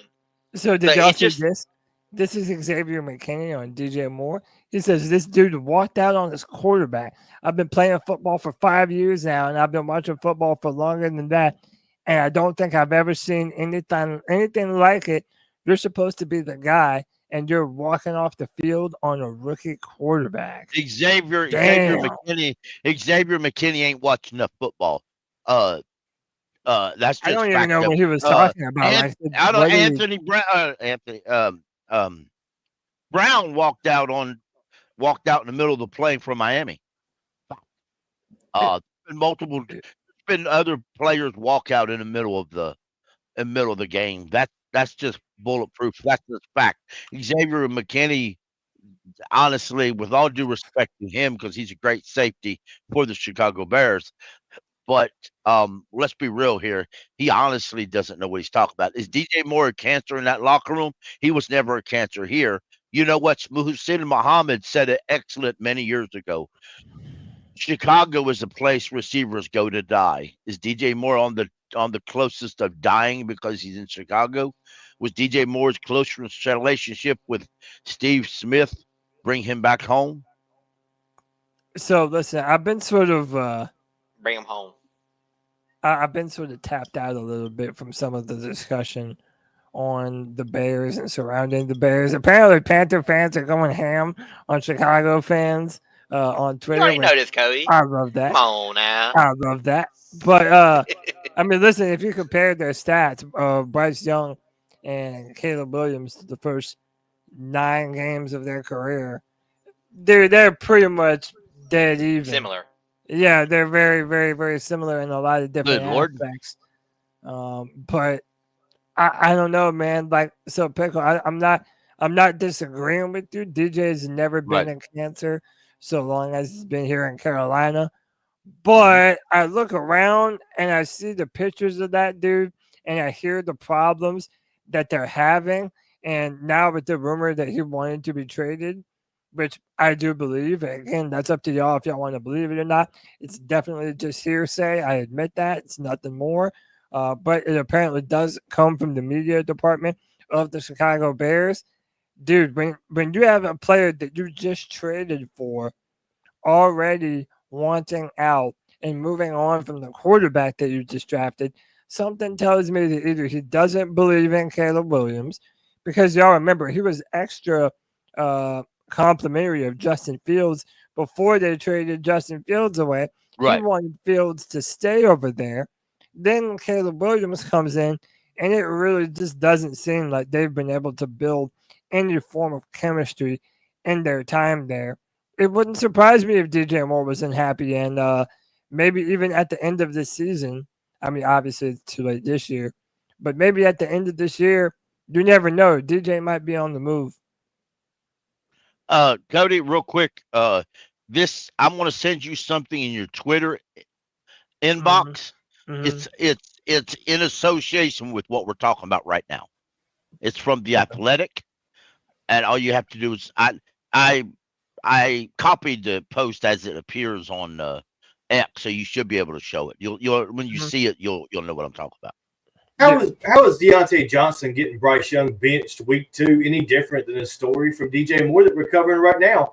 Look at the similarities that are on the screen. I mean, it goes down all the way down the list. And I think the biggest one on the screen is the sacks taken, 36 compared to 38. I mean, that's the biggest one right there. Right. Bringing in Robert Hunt. And I'm not even going to say Lewis. Lewis was a good acquisition, but Robert Hunt was probably the best free agent signing, biggest impact for any team in the NFL for the Carolina Panthers. Because I agree. We were talking about Savala now. We're talking about Cade Mays now. And if it wasn't for Robert Hunt, we wouldn't be talking about either one of those players, and maybe even Braden Christensen. I don't know. I would assume that Brady's good. I always thought he has been because Cody says so. But the sacks taken, along with Deontay Johnson, get Bryce Young benched week 2 is the exact same situation we're seeing now develop within the Bears and more wanting out. That's true. Yeah. I don't even think it's just. I don't think it's just DJ Moore wanting out of Chicago either. I think there's more friction in that locker room than we think and that we see or even hear of. Read this, Jake. Imagine. But let me read the article first. Joe Person of The Athletic reported that Panthers head coach Dave Canales may not be sold on Young as the franchise's long-term starting quarterback, and that the team may look towards Miami quarterback Cam Ward, in the 2025 NFL draft, and could even be intrigued by current Pittsburgh Steelers quarterback Justin Fields. The Panthers could draft Cam Ward, who's starting for GM Dan Morgan's alma mater, and bring in someone like Justin Fields as a bridge, Person wrote. Now, listen, I feel like this is all a little bit conjecturing here, saying It is. well. It definitely is. I'm not gonna lie. I'm not gonna lie, Pickle. If Bryce doesn't pan out, this is literally what I want to do. Literally, both of those players. I want to bring Justin Fields in on a very short-term deal.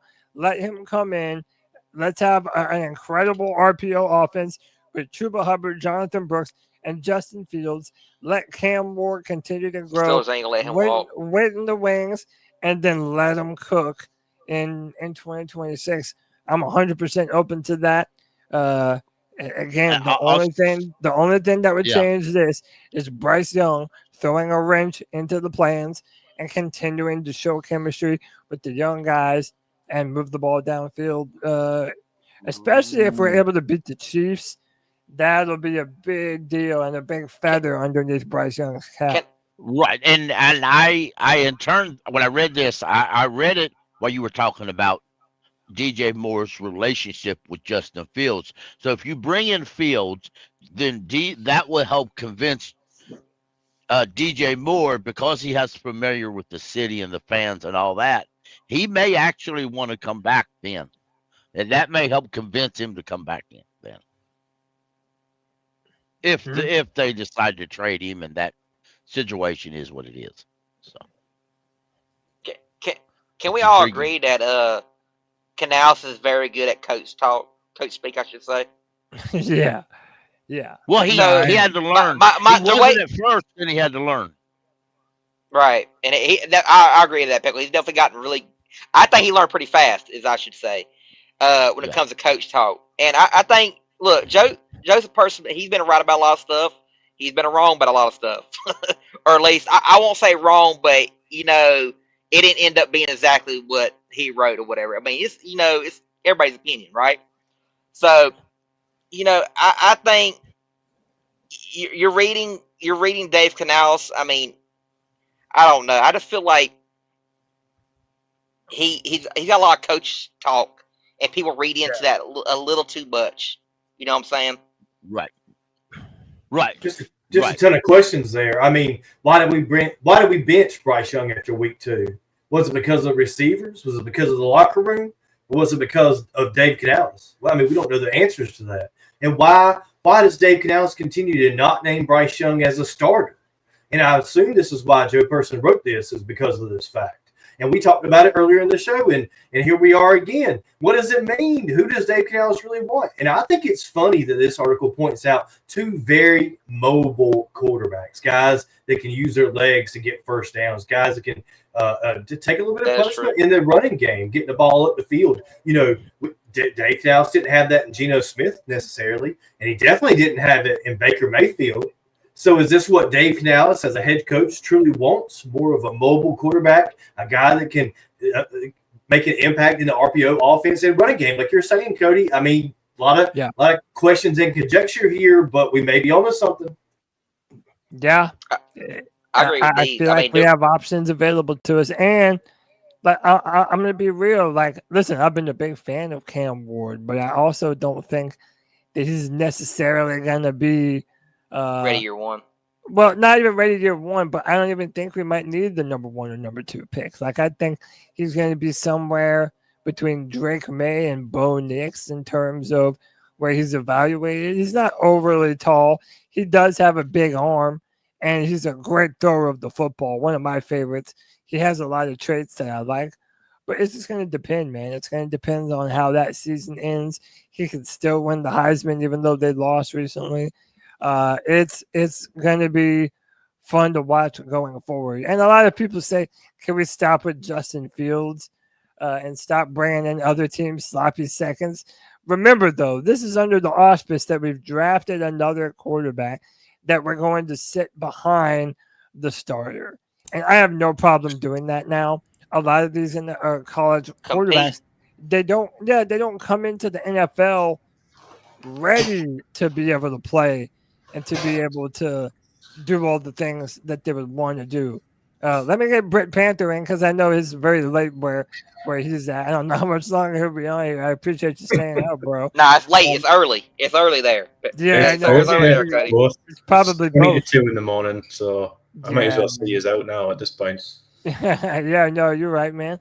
Because we talked about this a little bit earlier about Canales, like, and how he's handled Bryce. But what do you think about this moving forward? I mean, I'm not of the opinion that a quarterback right now is where we need to be looking.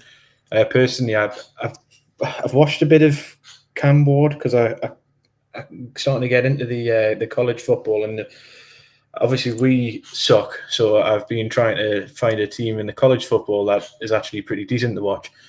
So I've been looking at Miami quite a bit recently, and the one thing about Cam Ward that strikes me is that he seems to overthrow the ball quite a lot, as much as he has a good arm, and I guess that will probably come with experience.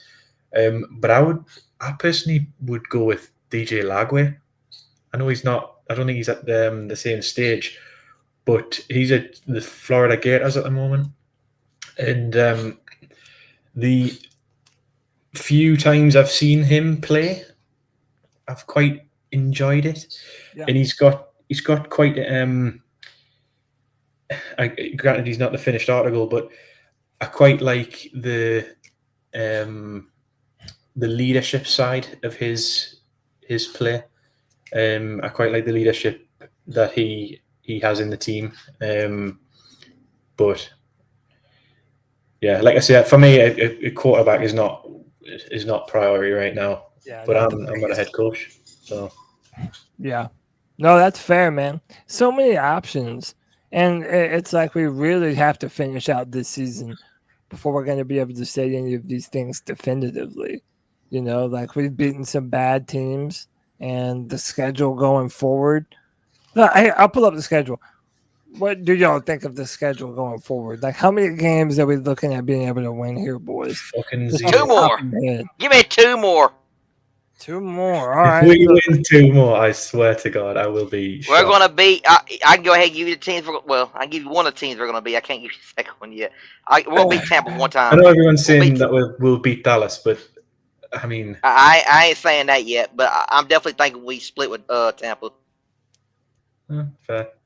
I saw a comment earlier on from Josh in the chat, and I wanted to say something about it at the time, and I think he makes a good point that I just hope that when we have our pants pulled down by KC in a week's time, that people don't just suddenly flip back on the everything's shit. Bryce is not the guy. We need to get rid of him, and everyone goes back into meltdown mode because the last couple of weeks have been quite nice. As much as I'm avoiding getting overly hyped up, but like, I just hope not everybody doesn't just fucking jump straight back on the whole. Dude, you're right, man. These past couple weeks have been very cool for Panthers fans because we've gotten some W's, we've seen some progression, and now Panther fans are thinking that we can do something. And look, this offensive line is legit. Chuba Hubbard is indeed a top 3 running back in the NFL. Like, He's we top do 5. have that. Yeah, we do have that. And we've beaten some bad teams, but they've also been competitive too, man. I just feel like we're going to have to wait out this season to really see what this team actually has in store for us. You know what I mean? 10 weeks in the NFL, and only 2 running backs have more rushing yards than Chuba Hubbard. King Henry in Baltimore, and then Saquon Barkley for the Eagles. I don't think that anybody had this on their bingo card for the Panthers going into this season. This is a great situation to be in, like you pointed out, Cody. Go ahead. Chuba Hubbard also has already broke his record of rushing touchdowns. He has 6 now. The most he's had in the season is 5. Good for him. Good for him, man. I mean, I'm still happy about the progress that we've been making. Do we think that this is the best O-line that we've ever had as a team? And again, Pingo, we had this discussion on the space, didn't we? Remember? We brought up the offensive line. I think it's the best offensive line we've had in the history when it comes to depth pieces. Like, we've had – how many different centers have we had? We've had 3 different centers, right? We've had more than that, but 2 or 3 different left tackles, 2 different, right tackles. We have shuffled the hell out of this offensive line at a few points during the season, and we have still held a great offensive line. So if you're talking about collectively, I do think it's the best offensive line we've ever had. Right. Collective as a whole, we've had good various pieces, but I'll be honest with you, I don't think we've ever had a better right guard. I really don't. Oh, by I know far a lot the of people love Trey Turner. I know people love Trey Turner. We've had a few different ones over the years. I don't think we've had a better right guard than Robert Hunt. Period. I mean, Lewis was a good pickup. I'm not disrespecting the guy, but we've had better left guards, but I don't think we've ever had a better right guard. Yeah, he's raising a wall that don't move. Yeah, go ahead, Dees. Go ahead, Dees. I was just going to say he's raised the play of the offensive line. Like everybody that stepped in beside him or 2 positions down, he's elevated those players. And you talk about a game changer. Damn, Robert Hunt is a game changer on the offensive line, guys. This is, I mean, nobody can be upset about the contract at this point. If you're still mad about the contract, it must have come out of your paycheck because it ain't come out of mine. He's been great. That's it. He really has. And, I mean, you look at some of these plays. Y'all want to hear this Brian Baldinger breakdown of the always. I love hearing him. Always. The thing the Panthers do consistently well is run the ball. Chuba Hubbard's having a great season. This is toss crack. All right, Coker gets a down block on Brian Burns, and here comes Christensen. He gets a block. Hubbard makes Dane Belton miss. Like, he goes for 26 yards. So it was so good, they decided, well, let's run it this side. Let's get Xavier Leggett right here to down block on Burns right here. All right? And now let's get Taylor Moton out wide and let him get a block on Deontay Banks, and Chuba Hubbard goes for 26 more yards on the exact same play, and nobody from the Giants seems to be able to tackle anybody. All right, now you get a power pistol with Jatavian Sanders right there. Now watch him inside because it all starts right here with Robert Hunt. Moton, look at the push right here at the point. And Chuba Hubbard's just so patient. And then he keeps breaking tackles. All right? That's a consistent factor. Jeez. Watch the movement right here. Cade Mays, Robert Hunt. Like, look at the push. Look at Robert Cade Hunt Mays just act big like on he's a big. starter, man. And, like, Chuba just finished it. He What just college puts did he go to? his head right to the solar plexus. Hey. 3rd and 1. Watch Sanders here on the fold block. 3rd and 1, fold. Cade Mays, fold. Hubbard breaks the tackle. Drew Phillips, he's off and running. Like 25 more yards. You get this right here. 3rd quarter, 10-7 game. They deliver a puncture wound to the Giants. Dexter Lawrence, right? Nunez Roches right there. Look at this. Look at this movement. Look at Hubbard just hugging it. Man, Mays has been great in there at center.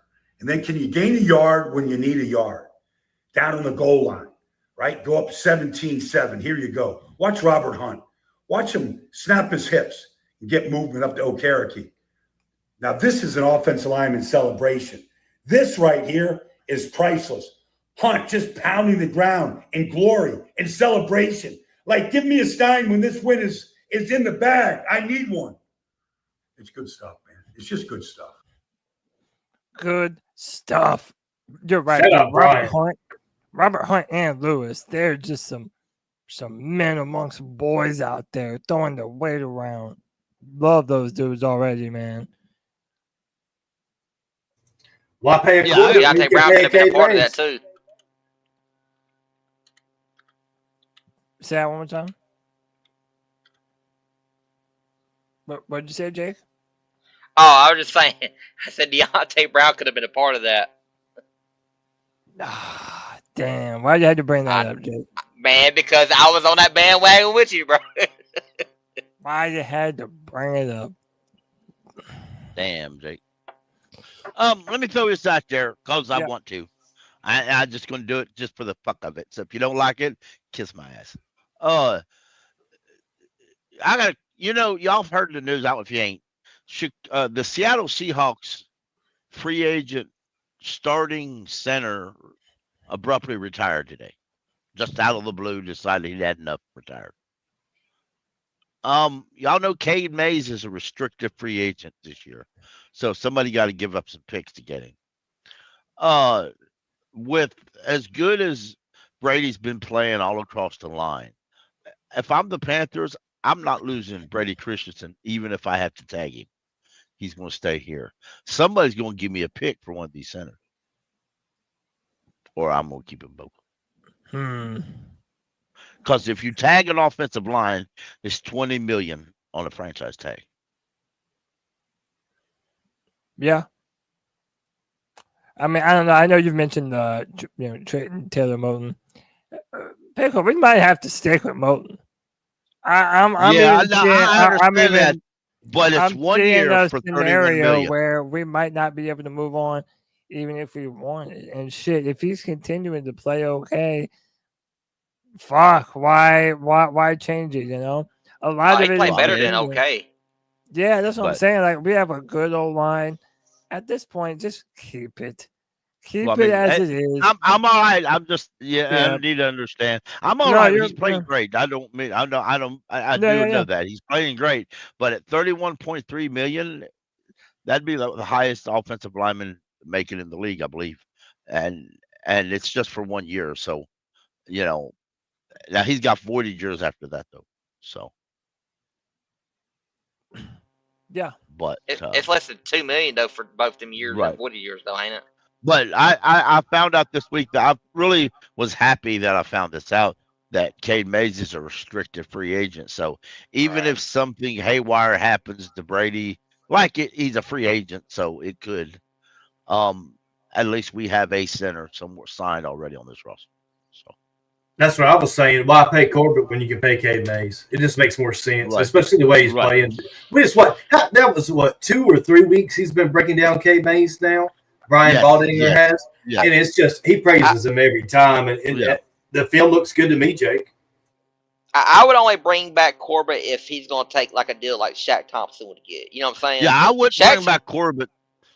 Maybe I misspoke. I meant Brady Christensen. Did I say Corbett? Yeah, you said Corbett first, but you're good now. What did you say about Christian? No, I meant Brady Christensen. I didn't mean Corbett at all. Yeah, I know. What do you Corbett at all? Okay, what was I about to say? Oh, yeah, okay. I don't know. So Corbett, I would re-sign Corbett. I would re-sign Corbett if he's gonna take money like Shaq Thompson would take. You know he's gonna take like bare minimum. Bare minimum. If he's gonna take bare minimum, I'm all for bringing back Corbett. But that's the only way I'm bringing him back. Right. Yeah. So BC's not a tackle going forward, Cody? You're the guy to ask. BC's not a tackle. He's a center. Is that what we're doing? What are we doing? So here's the thing. At this point, I'm down for whatever works the best. Listen, y'all know I feel Christensen can play the left side.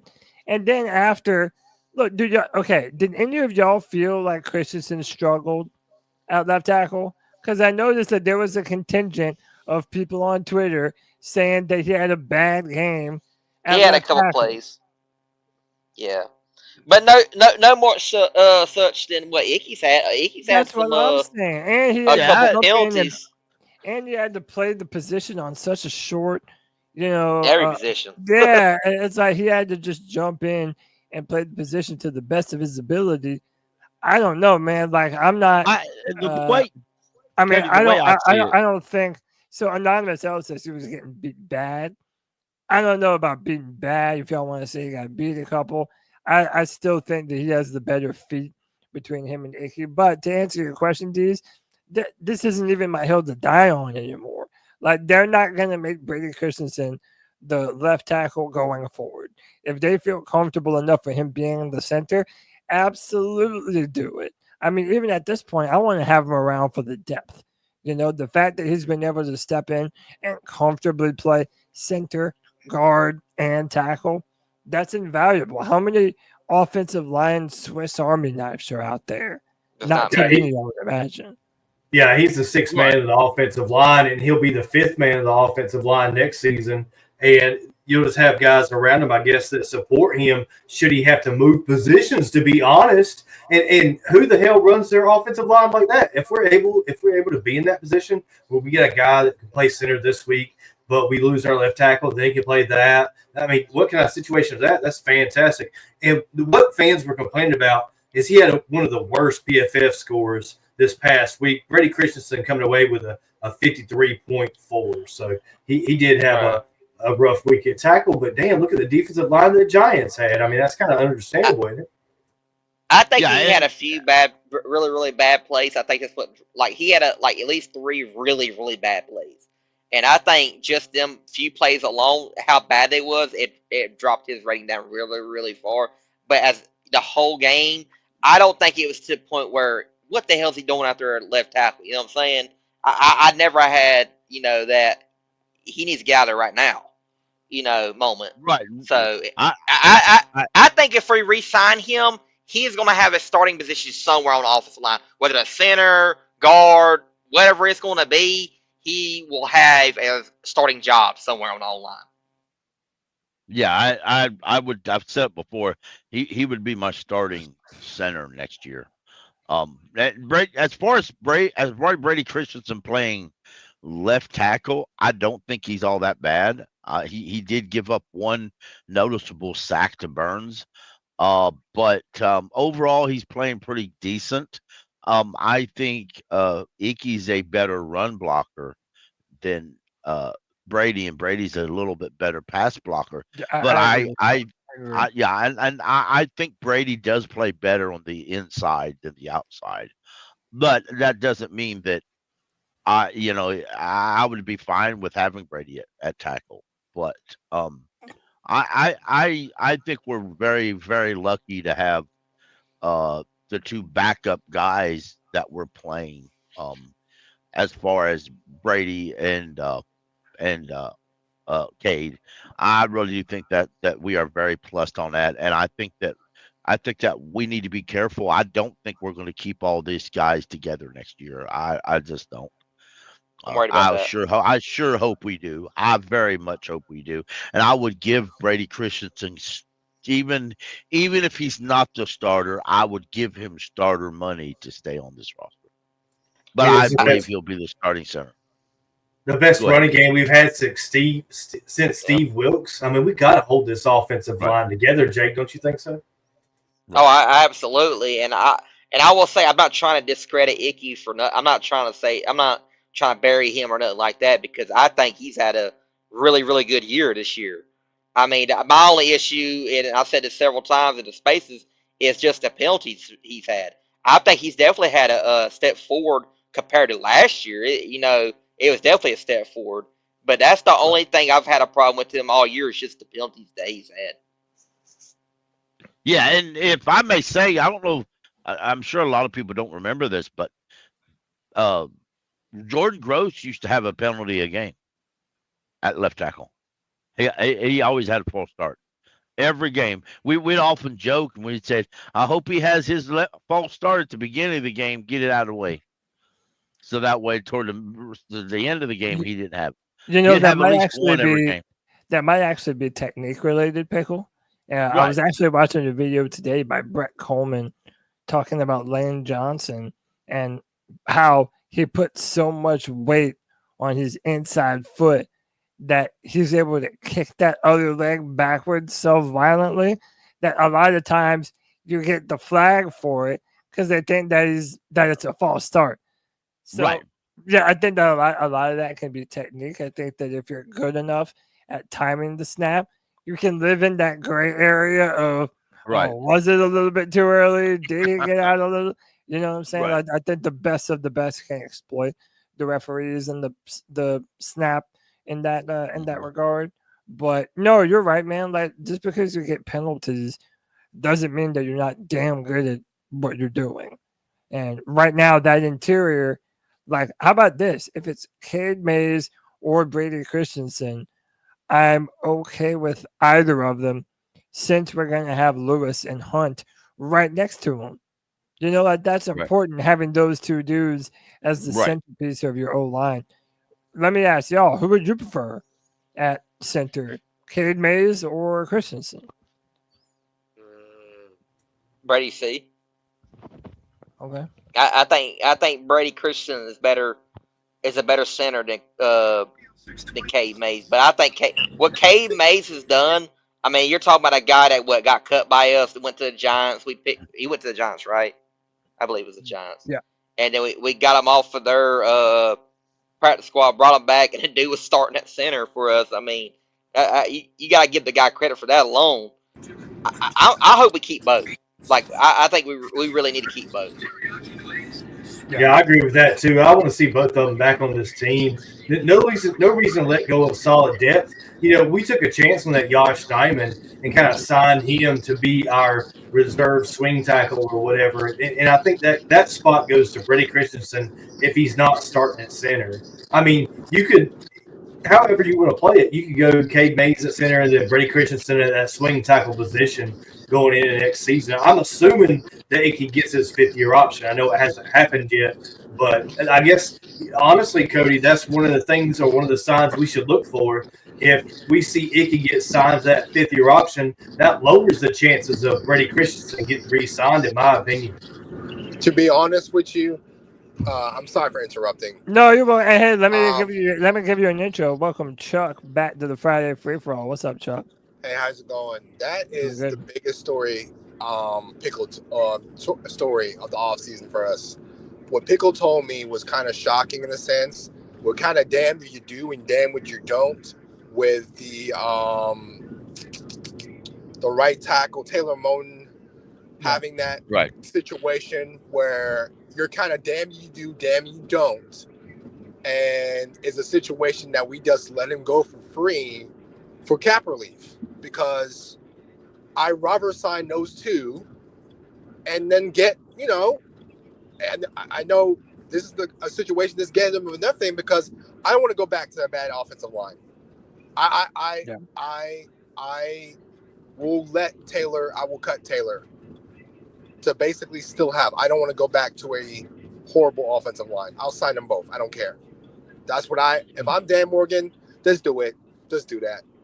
I would do that. No one's going to get mad at you if you do that. Yeah.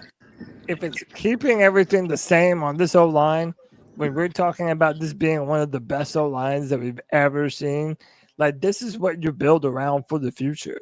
You have all those guys under contract with the exception of Christensen right now. Cade Mays still has a few more years, right, Pickle? Doesn't he have like 2 or 3? I think he's going to be a free agent after this year, but we have the rights to him, right, Pickle? Cade Mays? Yeah, restricted free agent. Yeah, that's what Pickle was talking about earlier, restricted free agent. Yeah. Other teams can call and ask to talk to him, and we can tell them to, no, we don't want you to talk to Cade. We're going to talk to Cade.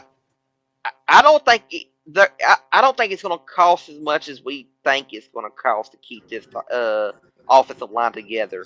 Outside of Moton, like if you think about re-signing Cade Mays, re-signing Brady Christensen, I don't think, and even potentially picking up Ickey's fifth-year option, I just don't think it's going to cost as much as we think it's going to cost.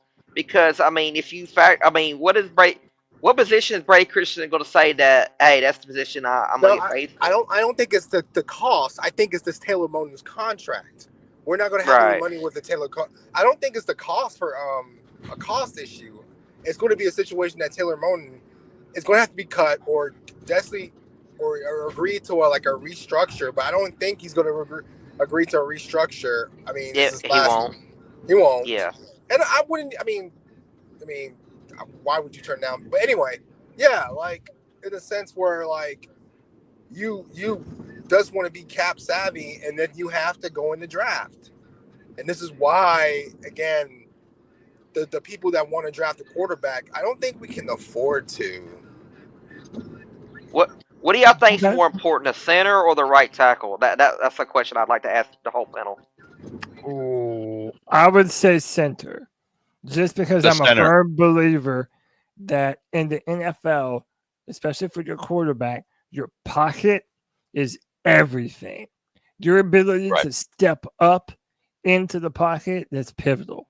You have to. If that's the case, then you have to re-sign Brady Christensen and have him a center. For that simple matter.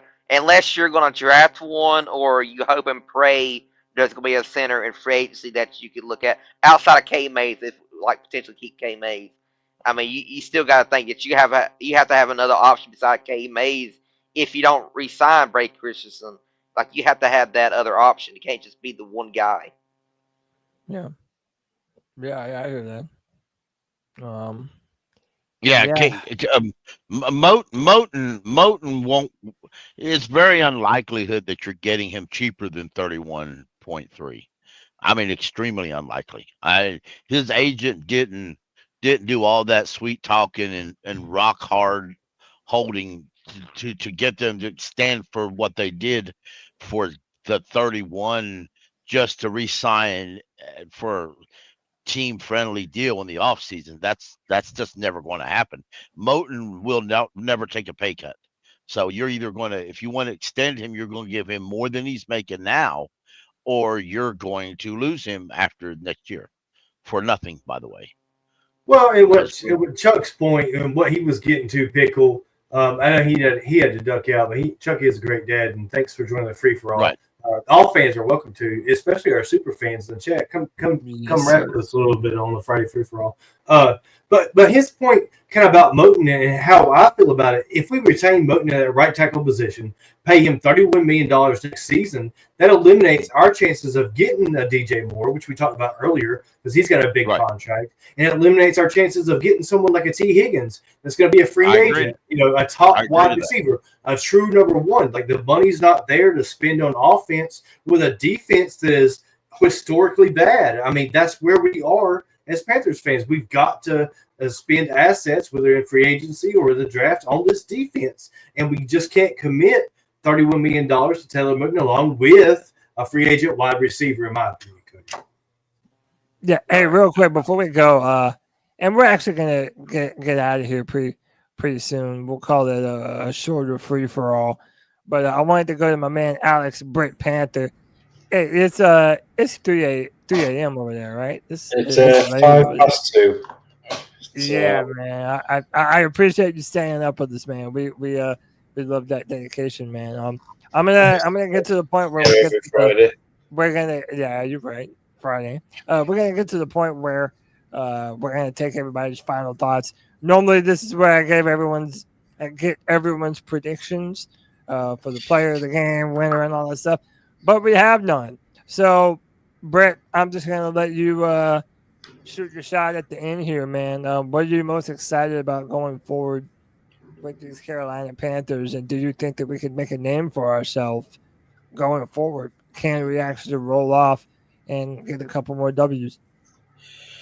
I mean, I'm not overly confident. I'm not going to lie. I think there is possibly one more game there for the taking forward in Dallas, and if we do finish on what will be 4-14 or something like 4-13, if we finish on that, then I think at the end of the day, it's progress. We were 2-15 last year.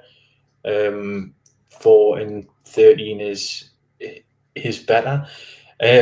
So that's progress. But as you've all already said, and I mean, I'm not going to lie, I've been flagging for the last 10 or 15 minutes. So I haven't heard the entirety of the conversation that you've had about the offensive line and whatnot. But no, you're good. Obviously, if that's our strong point at the minute, but it seems like a temporary situation. We may well find ourselves next year in a position where we've strengthened in other areas and have a significantly weaker offensive line, which then puts us back in a position where Bryce isn't able to perform to the level that we want him to, or that we're maybe become accustomed to. So I don't know. I think this year and next year are definitely building years where, I think if we're looking in February 2027 at competing for the division, then I think that's probably on schedule. The only thing I would say is that I've got a little bit of a personal grudge against Ekwonu, because every single time we seem to have a penalty that sets us back 5-10 yards, for some reason, in my head, it always seems to be him. Right at the crucial point, it always seems to be him. And it's getting to a point now where it's fucking personal. And I'm starting to get an actual dislike to the guy. He has no fucking idea that I exist, as do any of the players on that team. But I'm starting to fucking dislike that guy. And yeah, I had another point I was going to make, but right. Hey man, this is a free for all. You can say whatever you want. I was going to say I'm not tired. I can't even remember what the fuck it was. That's okay. It was about NC State being ass. I feel you. Yeah, probably so. More like Clemson being ass. Oh, how dare you! That was low, Alex. That was low. I'm sorry. Not my Tigers, bro. Saturday. God damn it. See what you did, He's Alex. been cleared to play. Now you got What's he gonna do, Pickle? Tell him. Anyway, I love yous and leave yous. Keep fucking pounding, lads. Alex, love Keep you, pounding, brother. Have a great night, man. See you Keep next pounding. Friday, man. See you next week. Love your college football take. You what? I love your college football take, by the way. No bar. I'm pleased. Yeah. He says that he likes that you shit all over my team. Is basically what he's trying to say. Yeah. Can I get an amen? No, the hell you, brother. Oh, boy. Good times. Cheers, Alex. We appreciate you, brother. Hold it down over there in Newcastle. My man Jake the Snake, brother. We appreciate you, man. Give me your final thoughts for the show. We're seeing progress, y'all. Development. I mean, something that we've been asking for years now that we're finally getting to see year one for our rookies, our year one head coach, our year one general manager. I mean, we're seeing progress on a lot of fronts that we have been hoping and praying for years now. And I can't be disappointed in that. I know it's not been the season that we all hoped for. I know a lot of us, our expectation wasn't high to begin with. But, I'm just glad that we've had back-to-back wins, something that we haven't had since, I would have to look up the stats. Somebody probably will correct me, but I think it was too damn long for us to remember. How about that? It's been some years. But regardless of that, I'm just happy that at least we're getting wins, y'all, and it's making us talk about our team more, productive. It's made it more easier to talk about, more, happy, exciting to talk about, because nobody wants to talk about a team that's only got 1 year on the whole season or anything like that. So, I can't be too damn greedy. I'm happy where we're at right now. Yeah. Okay. All right. Like the way we're moving. Happy where we're at. I appreciate you, bro. Cole, welcome back on the free for all, bro. We're gonna get out of here a little bit early. Okay. Before all these big fights start coming on. I heard that. Just what's your final words for the free for all in general today, man? Man, I harped on it at the beginning when I did my intros, but I'm just super excited and proud of this team for the past 2 weeks. We hadn't had a whole lot to cheer for in years, so anything I can latch on to, I'm naturally going to. We all do. I just feel like if we just stick to the plan and we stay running behind this top 5 offensive line, in my opinion, at least when it comes to run blocking, and Chuba does his thing, and then you just try to limit the other team to field goals instead of touchdowns, man, there might be a few more games to be had that we can win, Cody. Our season's not over yet, my friend. Yes, sir. Hey, man, I'm not just gonna resign ourselves to defeat before we play the Chiefs. I think we got a chance, boys. If we pound that rock, bro, you never know what we might be able to do, man, keeping them off the football field. They got to play the Buffalo Bills first, so that'll be a fun matchup to watch this Sunday. But, yeah, boys, I don't know. I don't feel terrible. I feel like we're at an okay spot, all things considering. Yes, sir. Panther Pickle, coming up to you, bro. What is your final thoughts for the show today, just about the team overall? Final thoughts. I believe we're developing good, and I appreciate the development. So many years we've watched players not develop. It's really good to see development. It's good to see guys getting healthy, come back and showing what they've got. I judged some players earlier this year that I shouldn't have, and now they're proving me wrong, and I'm glad to be proved wrong sometimes. And we talked about the offensive line of Bryce, and I just want to shout out to the fans. Fans, let's not be quick to judge somebody if they have a different opinion. We at C3 love folks with different opinions. The world would be very boring if everybody had the same opinion. Say it again. So we just need to stop. And again, we've lost some friends, I think, who over politics, and that's just wrong overall. Don't never let politics. Because even in our chats, nobody really even talks about political shit, man. Right. So it's politics don't belong with football. And remember, the only good politician, well, they ain't no good politician. So I'll just leave it at that. Yeah, you're right about that.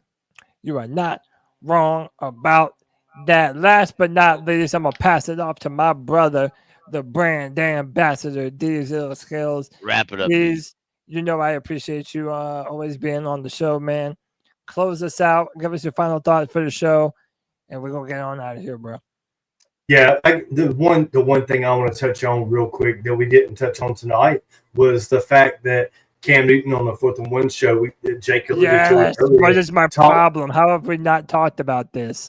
What am I doing? I was gonna mention it, but I forgot it. That's why I chose it to be my background for tonight, because Cam felt like he was disrespected. He told a heartfelt story about taking his 8-year-old son to the stadium, Bank of America, and toured him through it.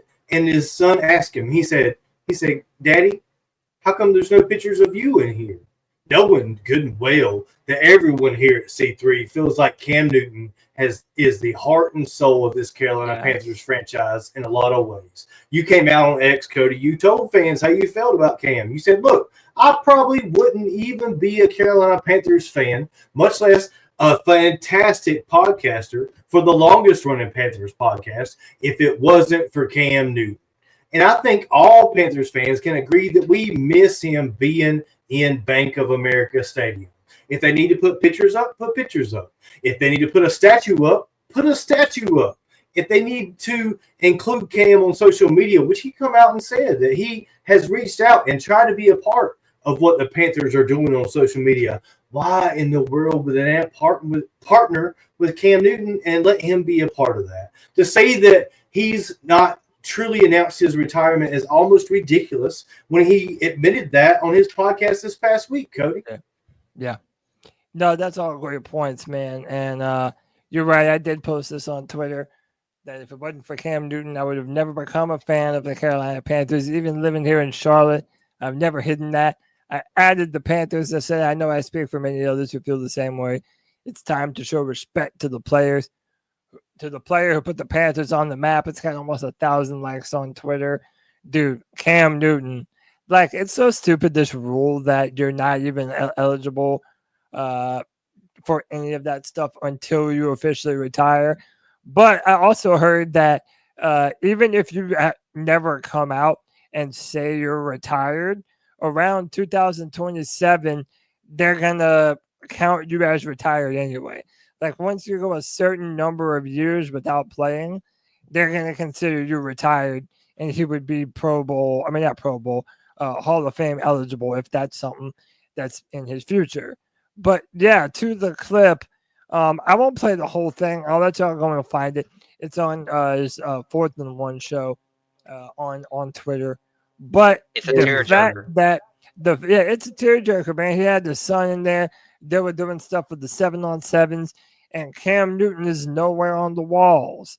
You have all these other Panther legends like Luke Kuechly and Thomas Davis, literally players that were around in the Cam Newton era, and no Cam Newton.